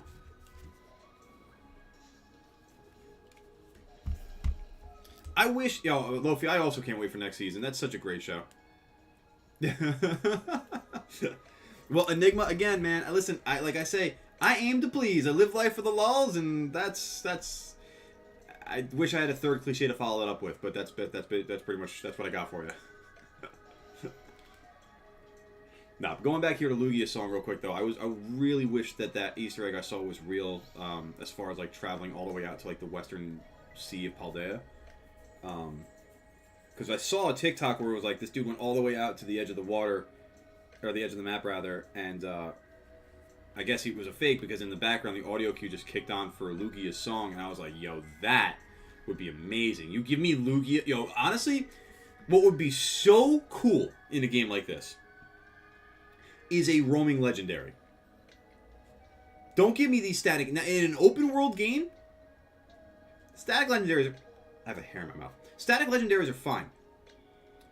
But you missed a huge opportunity. Like, who knows? Maybe Virizion and Suicune are going to be like roaming legendaries. That would be kind of cool. I mean, for the fact that Suicune, and if it's combined with Entei and Raikou, with that matter also, like, yeah, that'd be sick. But like, imagine though for a moment, like, roaming around Paldea in the ocean, in just the deep seawater, underwater, like how they've got like the Cloyster and like the you know, other type of like deep sea water Pokemon, like they're under the water. Like, imagine you're just all the way out in deep sea and Lugia is underwater and it's just like constantly swimming around. Like, how sick would that be?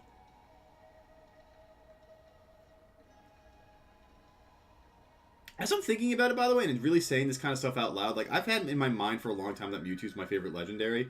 I really think it might be Lugia. Lugia is such an awesome Pokemon. The movie was incredible. The song is incredible. The lore behind it's pretty sweet. I almost really slipped up there. Hey. What about Kyurem as a boss? I'm open to it. I mean, I'm totally open to it because, I mean, again, not having that familiarity with Gen 5 or having played Gen 5, like, I'm totally, like, give me Kyurem, give me Zekrom, give me Reshiram, sure. Like, I'm totally down for it. To be honest with you, there's almost part of an argument to be made that you could even or add in elements of, well, again, I never played Gen 6, but if we assume that there's going to be a crossover between Paldea and Kalos with the DLC, you know, I know that there's rumors about getting some form of Zygarde into this, which would be pretty sick. So I guess, I mean, that's that right there. I wouldn't mind seeing some form of like Eviltal or Xerneas making an appearance again. You know, because I mean, I say again, but again, I've never played them, so I don't know. It'd be kind of cool. Give me all the legendaries and mythicals, though. I mean, seriously, there needs to be... Eventually, there needs to be the pinnacle game from the Pokemon Company that is an open-world game with the National Pokedex. Give me all 1,008, maybe whatever at that point for Gen 10, maybe like 1,100 Pokemon. Give me all of them in an open-world game. Take... I don't want the 3-year cycle. Or if you haven't started already, like start it now. Like... Take the time and produce literally the greatest Pokemon game anyone will ever see ever again. It might hurt your future profits, realizing I'm saying that now, but I don't know. I mean, I might be yelling at a cloud at this one, but I don't know. I'm also not, I mean, I say that and I don't want it to get lost in the shuffle. I am not upset with this game in particular, or even like Legends Arceus. The Pokemon Company has put out amazing games in the past calendar year. It'd just be nice if, you know, we got it all in one shot.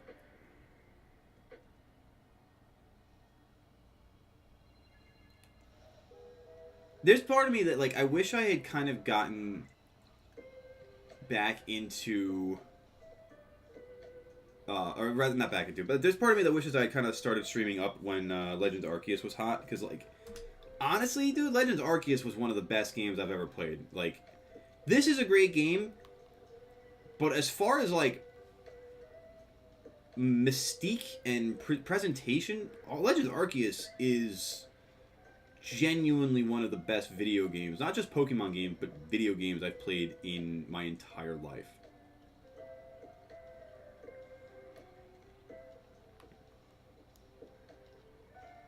And if they are making a sequel to the Legends franchise, and they're doing like Legends Johto or Legends Hoenn or whatever they're doing, like, I'm all for it. The mechanics in that game are so good. Man, I'm not getting nearly as many Iron Thorns as I thought there would be.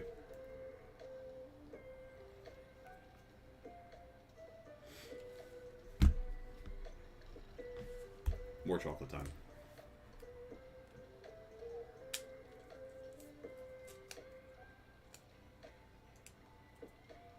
Come on. Come on, chocolate. Come on. Come out of the foil. There we go.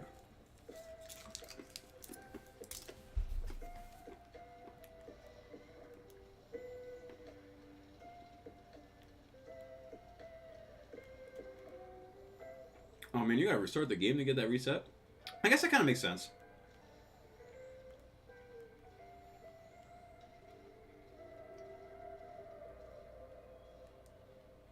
What is the ultimate rezone if not just turning the game off and turning it back on?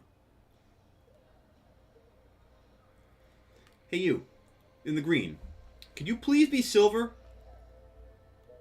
I beg of thee. Also, I think it's really funny, guys. Every Pokemon that I've hunted, that I've shiny hunted, I've had this idea where it's like, oh, you know, it'd be cool if I got, like, as an example, like, if I got Garganacl shiny. Like, it'd be great if I got Garganacl shiny, you know? Instead, I get the baby version of Nacli. Like, same thing with Daxbun. It was like, oh, man, I'd really like to get a shiny Daxbun. Nah, shiny Fido. That's gonna be your speed. That's gonna be your lane. I want the nice, fully evolved ones, you know? He does need to find a can of silver paint. Yeah, seriously. I know, Lofi, but like, wouldn't it be? I mean, there's evolving the Nacli, and then there's finding a shiny Garganacl. You know what I mean? Chansey Sandos for the win. You know what? You're not wrong. You are not wrong. Where the hell did this come from? I didn't even know this spawned in Area 0.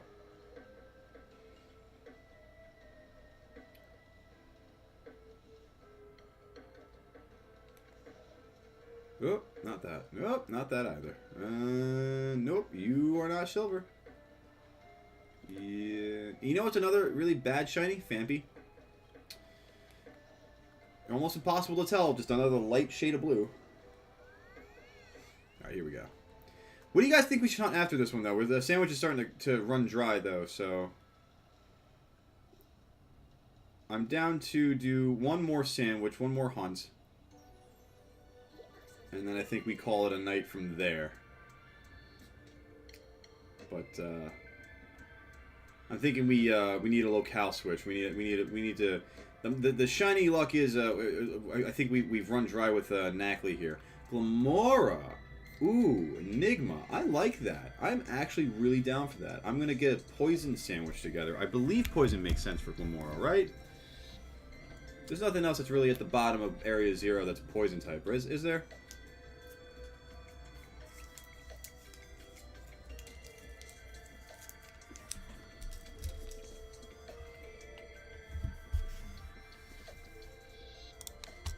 Let's see what that sandwich would be.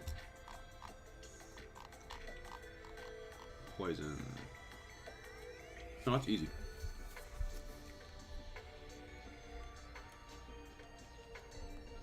We can do that. That's simple. 4 ingredients. Easy peasy. Slappin' easy.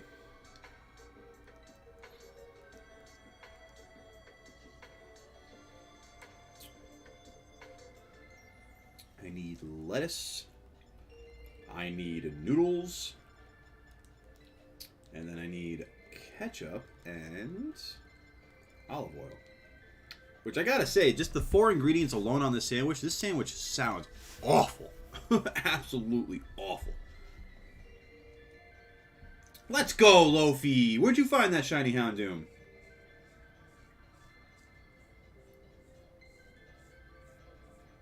Interesting to know, Enigma. See, it's interesting because, like, I've had my opinions on Glamora ever since fighting Gita. Oh, find a shiny Houndoom. Got you. I see what you're saying. I thought you said found. Remind me on Monday. We'll keep that in mind for Monday. I think I like the idea of Glamora here. You know, we're already at the Area 0 gate. I just did the poison sandwich. Well, I like the Houndoom idea though, because I do like Houndoom shiny, and I know exactly where I would hunt him. So definitely keep that one in mind. But yeah, getting back to Glamora though, I mean, like I've had my reservations about like, or my questions about its purpose and usefulness, and really, you know, what it means to the greater picture of the lore. Ever since Gita used it as her ace, because like, I don't know why not gamers Glamora did to you, Enigma, but I would imagine that they let off with Glamora and actually utilize the ability kind of to set up in the battle. It's weird to me that Gita does not do that.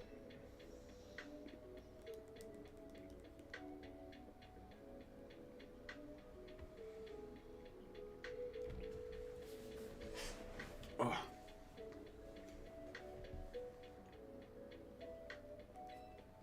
I would like to go all the way down to the bottom floor. Bottom floor, please.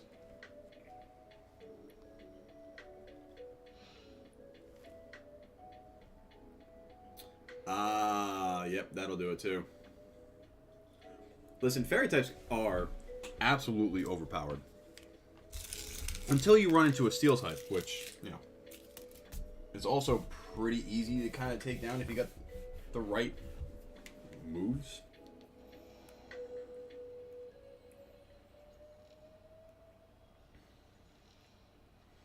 Oh, you know what? I hadn't even thought about the fact that the Glimmet are going to spawn down here, too.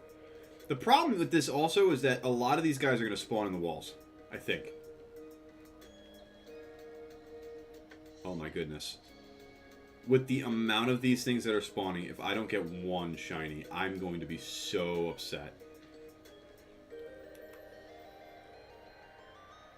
Oh look, a Dunsparce.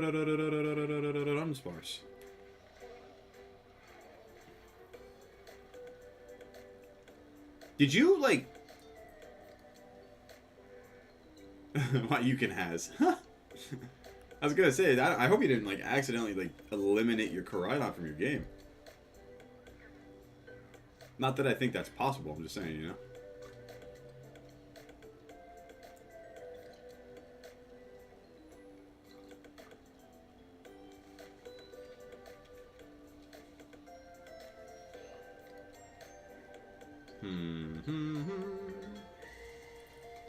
I mean, I figure he would. I just, you know,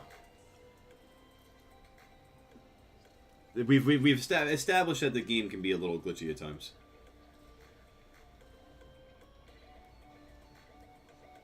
His Pokemon used Elite and it was super effective. For real, though.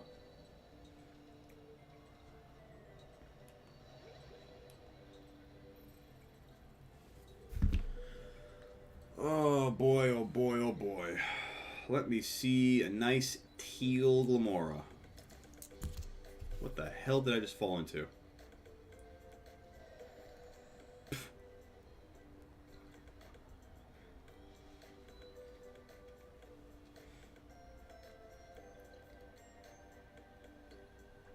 Okay,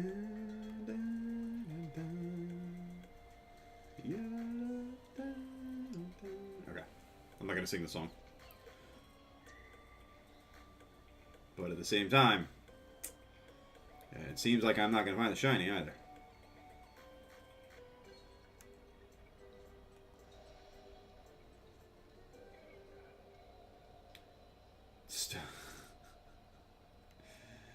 Oh, and so do I.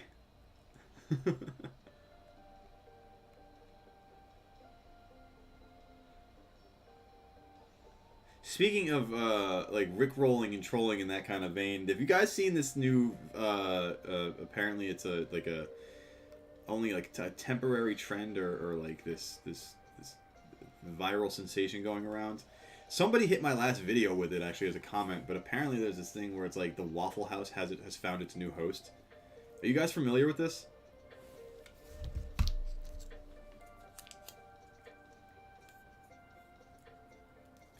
Yeah, I looked into it. Apparently, this I don't even know his name is. This content creator like just wanted to do like a giant troll job on the internet. All right, Enigma, you know. All right, that's good. I'm glad you're aware. Cause like, I woke up to that comment on my video and I was like, what the hell?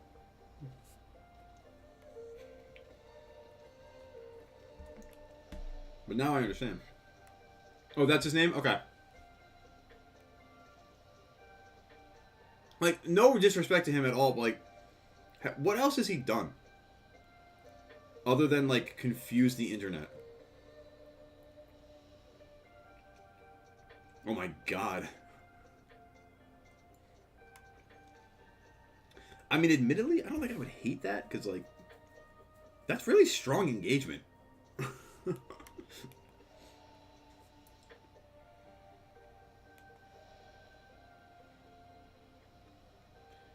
Glamora, if you could be shiny, that would be lovely.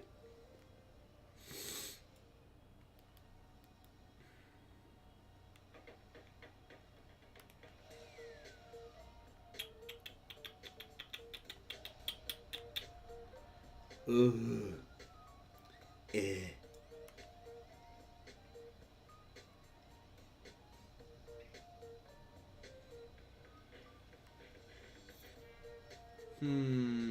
Where's my spawns?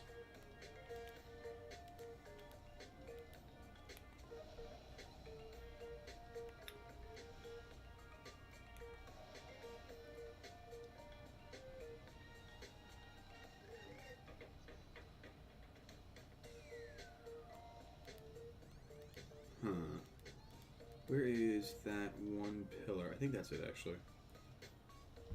Oh, man. Is that the one? The Pokemon? No. I think it's... Where is it?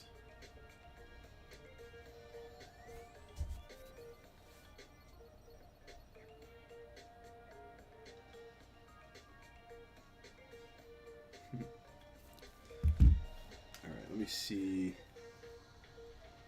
Where? Oh, where? There's the pillar. I think that's the pillar? I was looking for the one pillar that, like, you can influence the spawns on a little bit. Ow. Where? Oh, where? Where is it? Where'd you go? Where's the giant stone pillar? Where is... Why am I having a hard time finding a gigantic pillar of stone?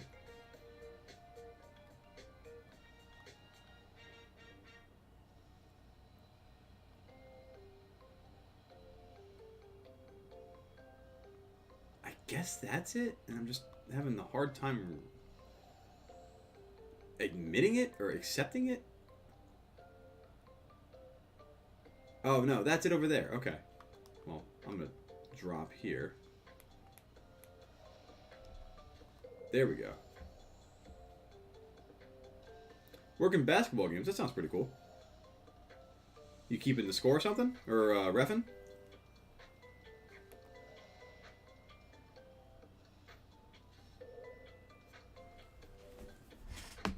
Oh, my neck.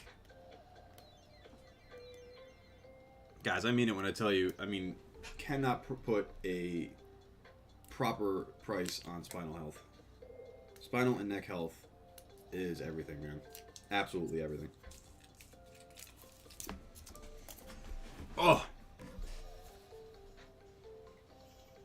How much is a bunch of proteins, though? Because those normally do go for 9,800 Pokebucks.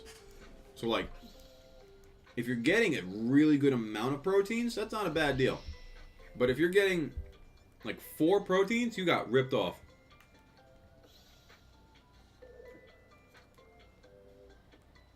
Oh my goodness. Enigma, I think you need to get out of there. It's 16 proteins? Well, actually, that's not a bad deal still for 16 proteins. If you want 16 proteins, that is.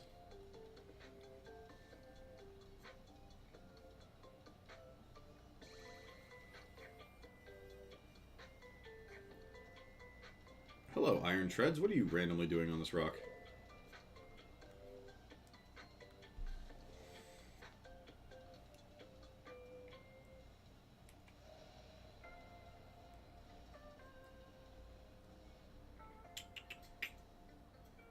I mean, I'm intrigued too, Enigma. I seriously was just sitting here waiting for you just to keep telling me numbers because I'm like just as intrigued. Like I almost want. Oh my goodness, 137. Like I know I've got chocolate, but I almost want to get popcorn now at this point too to see how high it goes. How high can you go? How high can you go? I'm trying to think what the break-even point is. I'm just terrible at math right now.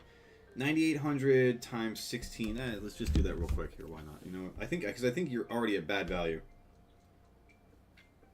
9,800 times 16. Yeah, your break-even point is 156,800 Pokebucks. So if it gets over 156.8 thousand, get out of there. Oh yeah, now that's it. Now you're done. I'm out. That's yeah. It's like Shark Tank. For that reason, I'm out. That's it. 157K. That's you're spending way too much on them. Oh no. Enigma, no.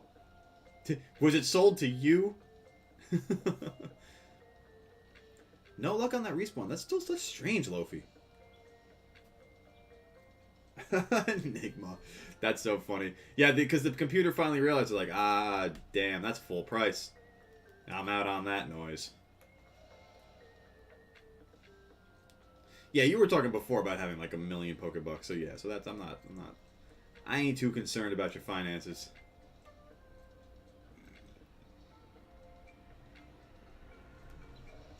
Oh, Doug Trio.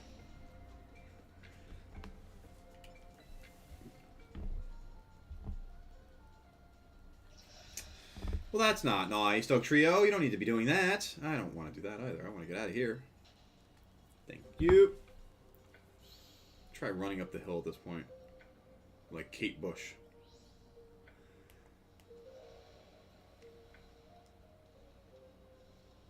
That's true. Yeah, that's it's I forgot it was the Academy tournament that does the Pokebucks grind.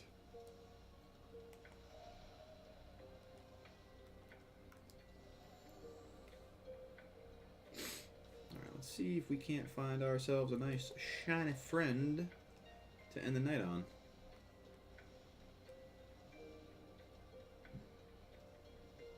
Where is this Dunsparce? The Dunsparce is legitimately in the crystal. I'd be so tight if this was a shiny. Ow.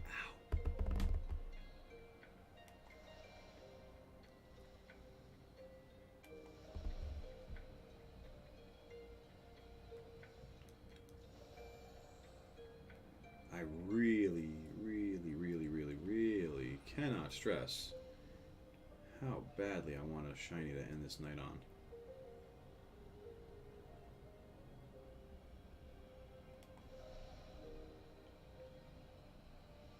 It's always that age-old problem, too. It's like when I'm expecting the shiny to show up, it doesn't happen. So I have to, like, find myself in the mindset of, like, just not expecting it and just kind of, like, letting it come to me, going with the flow of things, and, you know, just being patient with it, you know, just not really forcing it, not really expecting it to pop up and be teal, but just, you know, being happy, being content with just hanging out. Ah, no! Don't fall! Oh my god. Oh my god. I'm so confused. I just want to get up. That is a lot of dragons. Imagine dragons.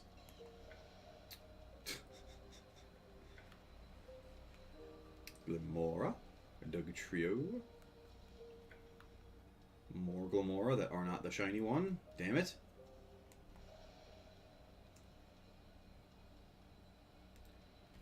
Oh boy. Nope, Glimmet. Damn it.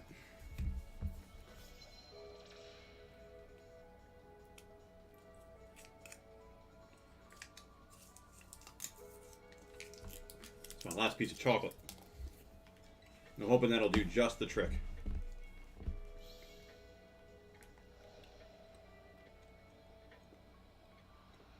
With the chocolate gone and a song in my heart, the Glimora shall shine.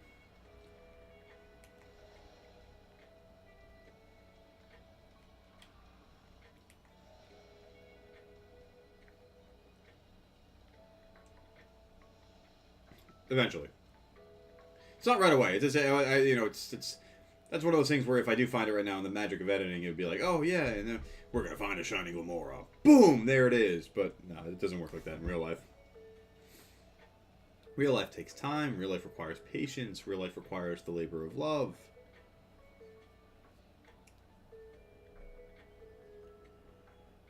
Ooh boy.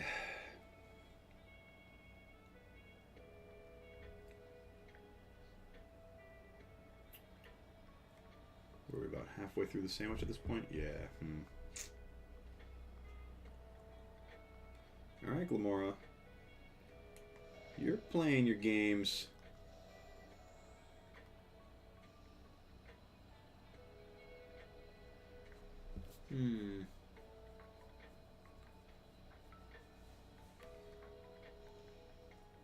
Oh, I know you are, Enigma, and I appreciate your presence still.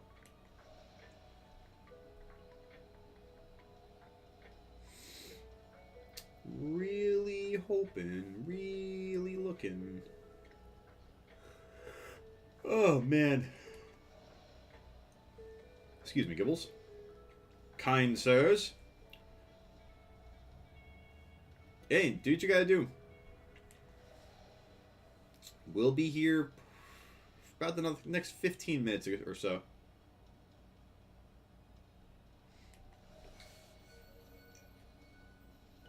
Oh my goodness. Where did the train of Glamora come from? Not that I'm complaining. I mean, I'm definitely not complaining. I just, you know, it's like, where were these guys about like 30 seconds ago before when I was just literally running the same spot looking for them? I think this is from Legends Arceus. Jubilite Village, yeah. Oh my god. Legends Arceus had some great music too. Like, I'm a sucker for video game soundtracks. Arceus had a great one. This has a great one. Yeah, man. It's good. It's Gouda with a slice of Havarti.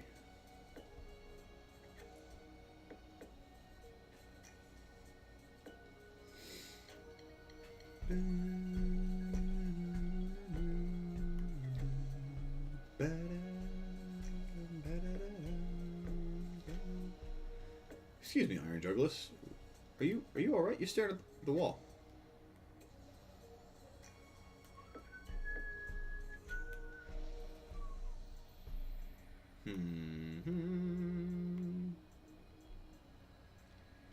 Oh, Glamora!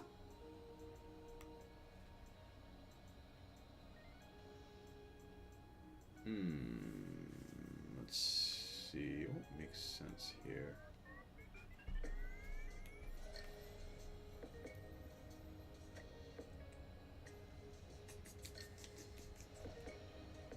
I'm glad you guys have a plan for Monday set.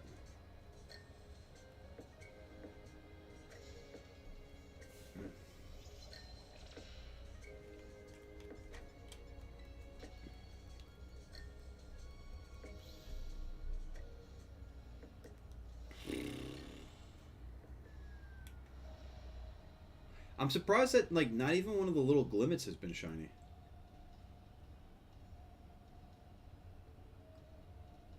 Lofi.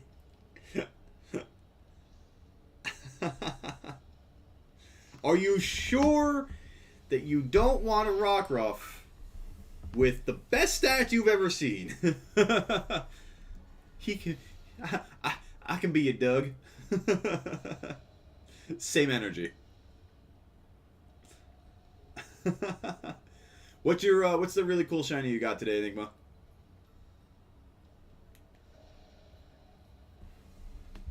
Lofi, that's so damn funny.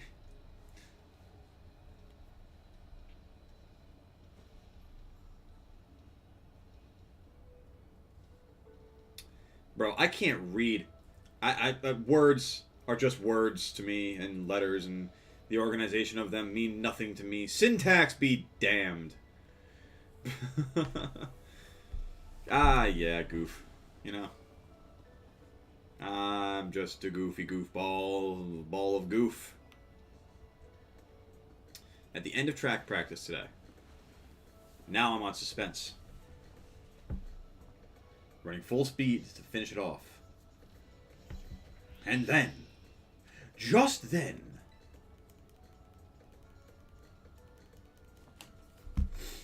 me and this one kid were neck and neck.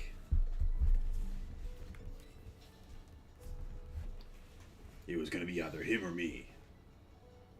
2 men enter, 1 man leaves.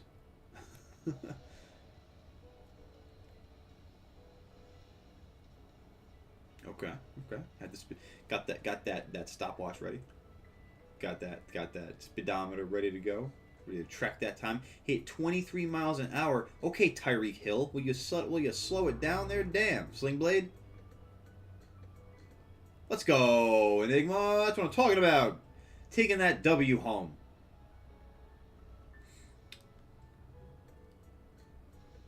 Hey, listen, and even winning barely, you still won.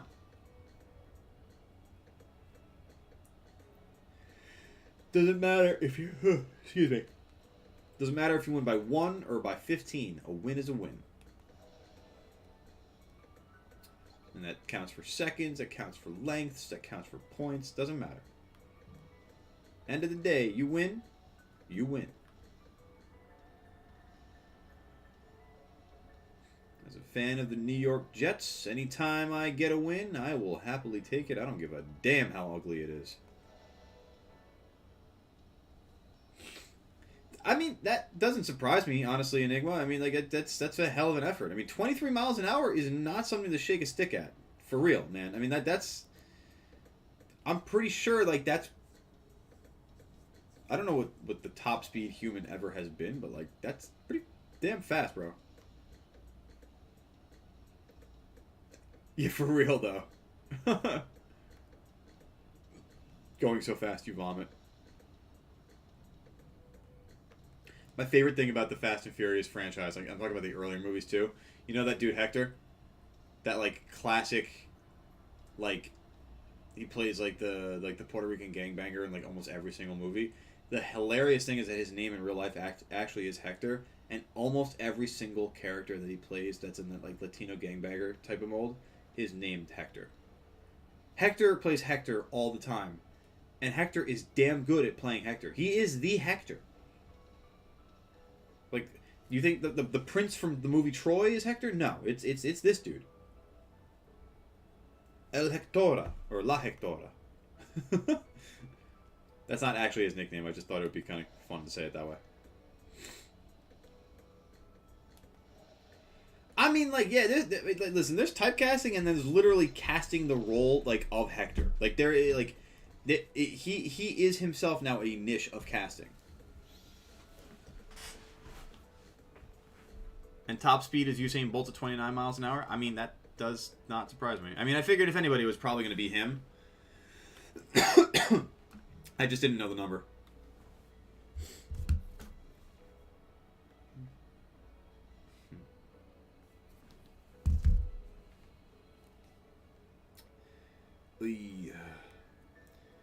I actually just saw a crazy story about Usain Bolt yesterday. Apparently, and I don't know if it's related to or if he was in the same scheme here, but like, remind me on Usain Bolt in a moment here.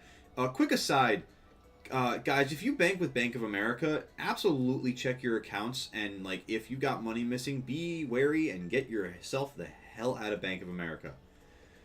As a side note, I always thought it was ironic that the Bank of America was owned by China, by Chinese people, they're bankers, financiers. I don't know what the term is for rich people at that point, like bankers.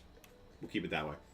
But yeah, going back to Usain Bolt, I saw, and the reason why I'm relating it with the Bank of America thing is that like apparently Usain Bolt got scammed out of like $12 million, and like he's basically down to about like his last like $20,000 or something like that, from what I saw. And so, yeah, I wouldn't be surprised if you start seeing some Usain Bolt commercials popping up again recently, or in the near future. But yeah, as far as like Bank of America goes, like apparently I'm seeing like a lot of like customers, like their money's just being like ripped out of their accounts, like it's, and then the Bank of America's telling them like, well, nothing we can do for you. Like, if you mean to tell me that my money has like the one individual thing that I have been working for the sake of livelihood and providing for myself and my family, that's all gone, huh? And there's nothing you can do about that? That would not sit well with one goatly goat. That's all I'm saying.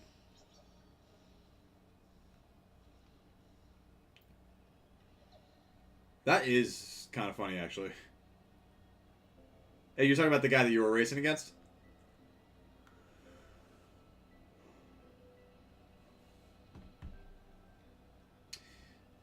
I'm hoping, in kind with the nickname, that he was not a tall fellow. No disrespect at all intended, just, I'm saying. With a name like Leprechaun, it can't exactly be tall. I say that with the same energy of With a name like Smuckers, it's got to be good. Which is probably another really outdated reference.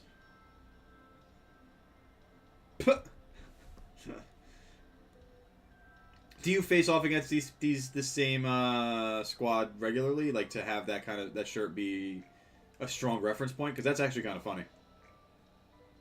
And he asked what made me do it. Well, you know, he just had to be good. He just had to be strong competition for you. You know, he just had to be enough of a rival. You know, he just had to be the Gary Oak to your Ash. That's all.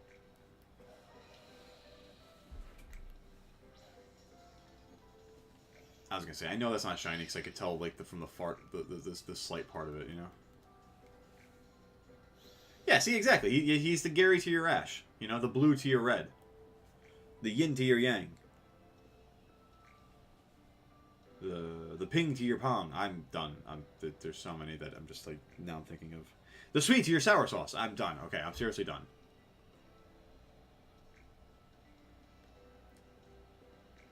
The zig to your zag. Exactly. Damn it, Enigma! You're not helping my case.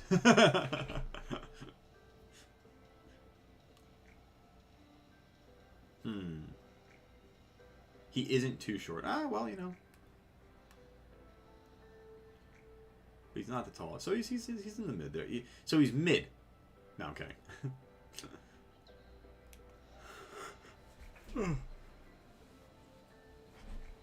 My old college roommate, back in the day, that's not shiny. Yeah, okay, I was gonna say. Oh, that's not. Yeah, I was gonna say that's not leprechaun proportions in my mind. That's that's even funnier for the story I was about to tell. My old college roommate, still really good friends with him today. He was a small boy,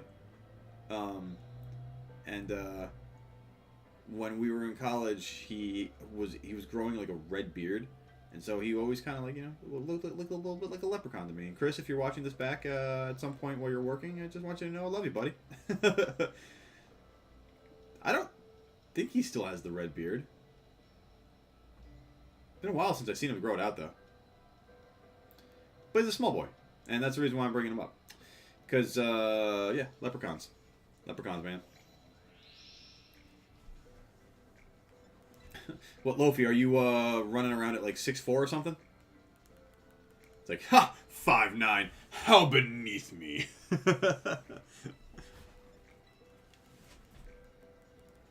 I myself am actually the proportions of Peregrine Took. So, yeah. I'm kidding. I'm actually 6'1".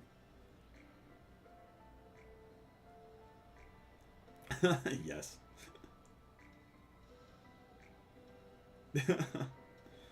Hey, listen, you never know, you know. The odds are that you could be talking to someone just as likely who is 7 foot tall, who as someone who is like 4'6". So, you know.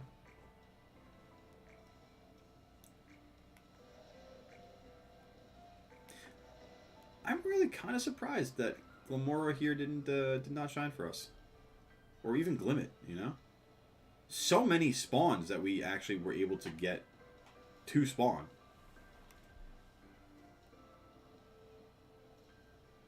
That's so funny, Enigma. It's like, I'm curious. Genetics is interesting like that to me too, because like I'm 6'1". My dad's side of the family all very short. My mom's side of the family all very tall. My mom short. My dad. Average. Like, it's so interesting to me where, like, it's almost like you pick up the I don't know. It's just so interesting to me. I can't even, like, sit here and make, like, an almost definitive statement. That's hilarious, Lofi. The only guy I look up to.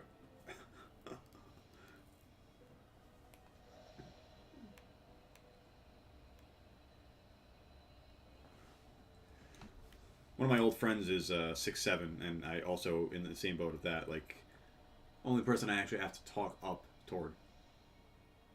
It's very interesting, honestly. It's funny because, like, you know, I don't act like a height elitist. I have had friends that are just like literally think that they are better. Well, had friends. They're not friends anymore, but have acted like they're better than other people because they're taller. I'm like, do you realize how much of an asshole that you sound like right now? Do you realize, like, there's literally nothing that can be done to change that person's height and your person's height, but a lot can be done to change that person's perception of you being an utter douche? Yeah, so I was just, I don't know. There's what is the point in shaming anyone? Like, what joy do you get out of that kind of crap? You know what I mean? Oh, I'm better than you because I'm 3 inches taller than you. I'm better than you because I can reach a shelf that you can't, that you'd have to get a step stool for, you peasant. Grow up.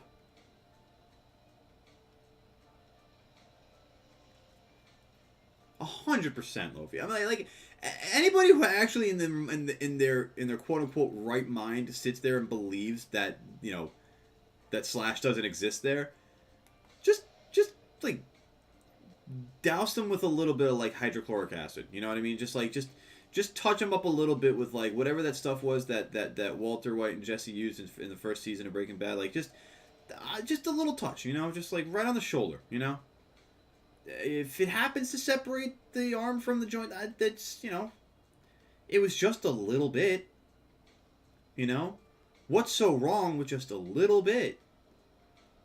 I didn't realize that you'd be so terrified of something so little. I see. Yeah, if you got that height, Enigma, like if you got that 6'5" to you, I mean, go play basketball. You know, go for it. I dated a girl who was also 6'1" and wait, no, Venomoth's always gray though. Venomoth is like grayish purple, and then it's shiny as blue. And if you tell me that I just failed a shiny, I'm gonna be so mad. Oh my god, wait. Don't do that to me, Lofi. At the end of the sandwich, don't do that to me. I gotta pull it up. Hang on. At the end of the stream, there's no way I just failed a shiny Venomoth. Hang on, I'm looking at I'm watching on the VOD. I'm about a minute behind or so on the VOD. I'm about to come out of the tunnel.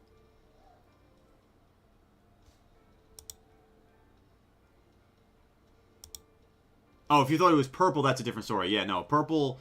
Venomoth's hard for me, and I'm like, I'm willing to believe you that it's possible I missed this shiny because Venomoth, the blue of Venomoth is actually really hard for me personally to see the difference between the purple. Like, there are a lot of shinies where like people look at there and like, yo, that's shiny right away immediately, and to me, I'm like, I need to examine this thing from about 14 different angles before I can actually determine whether or not you are shiny. I'm going to get my type charts out and really match up like DFAE32. Okay, DFAE33. Nope, not shiny. Alright, hang on. Let's see here. That is... First Venomoth is not shiny. Second Venomoth...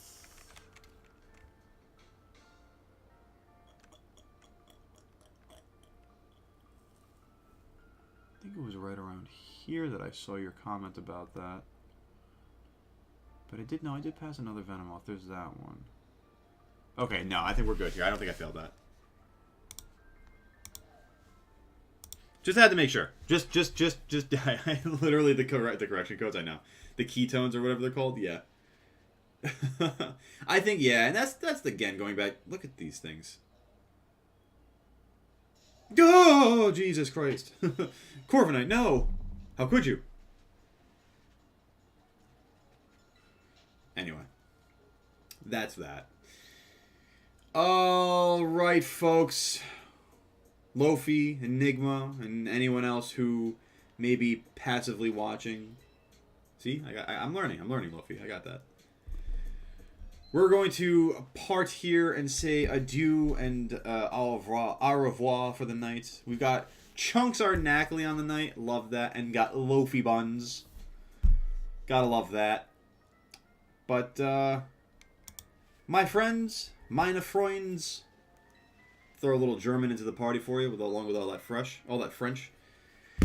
It's been an absolute pleasure. It's been an honor. My friends, my brethren of the barnyard, I hope you all have a wonderful night. I hope you all have a wonderful weekend. And I will see you all again on Monday. Be safe out there. do your thing and kick ass this weekend. I'll talk to you guys in a few days.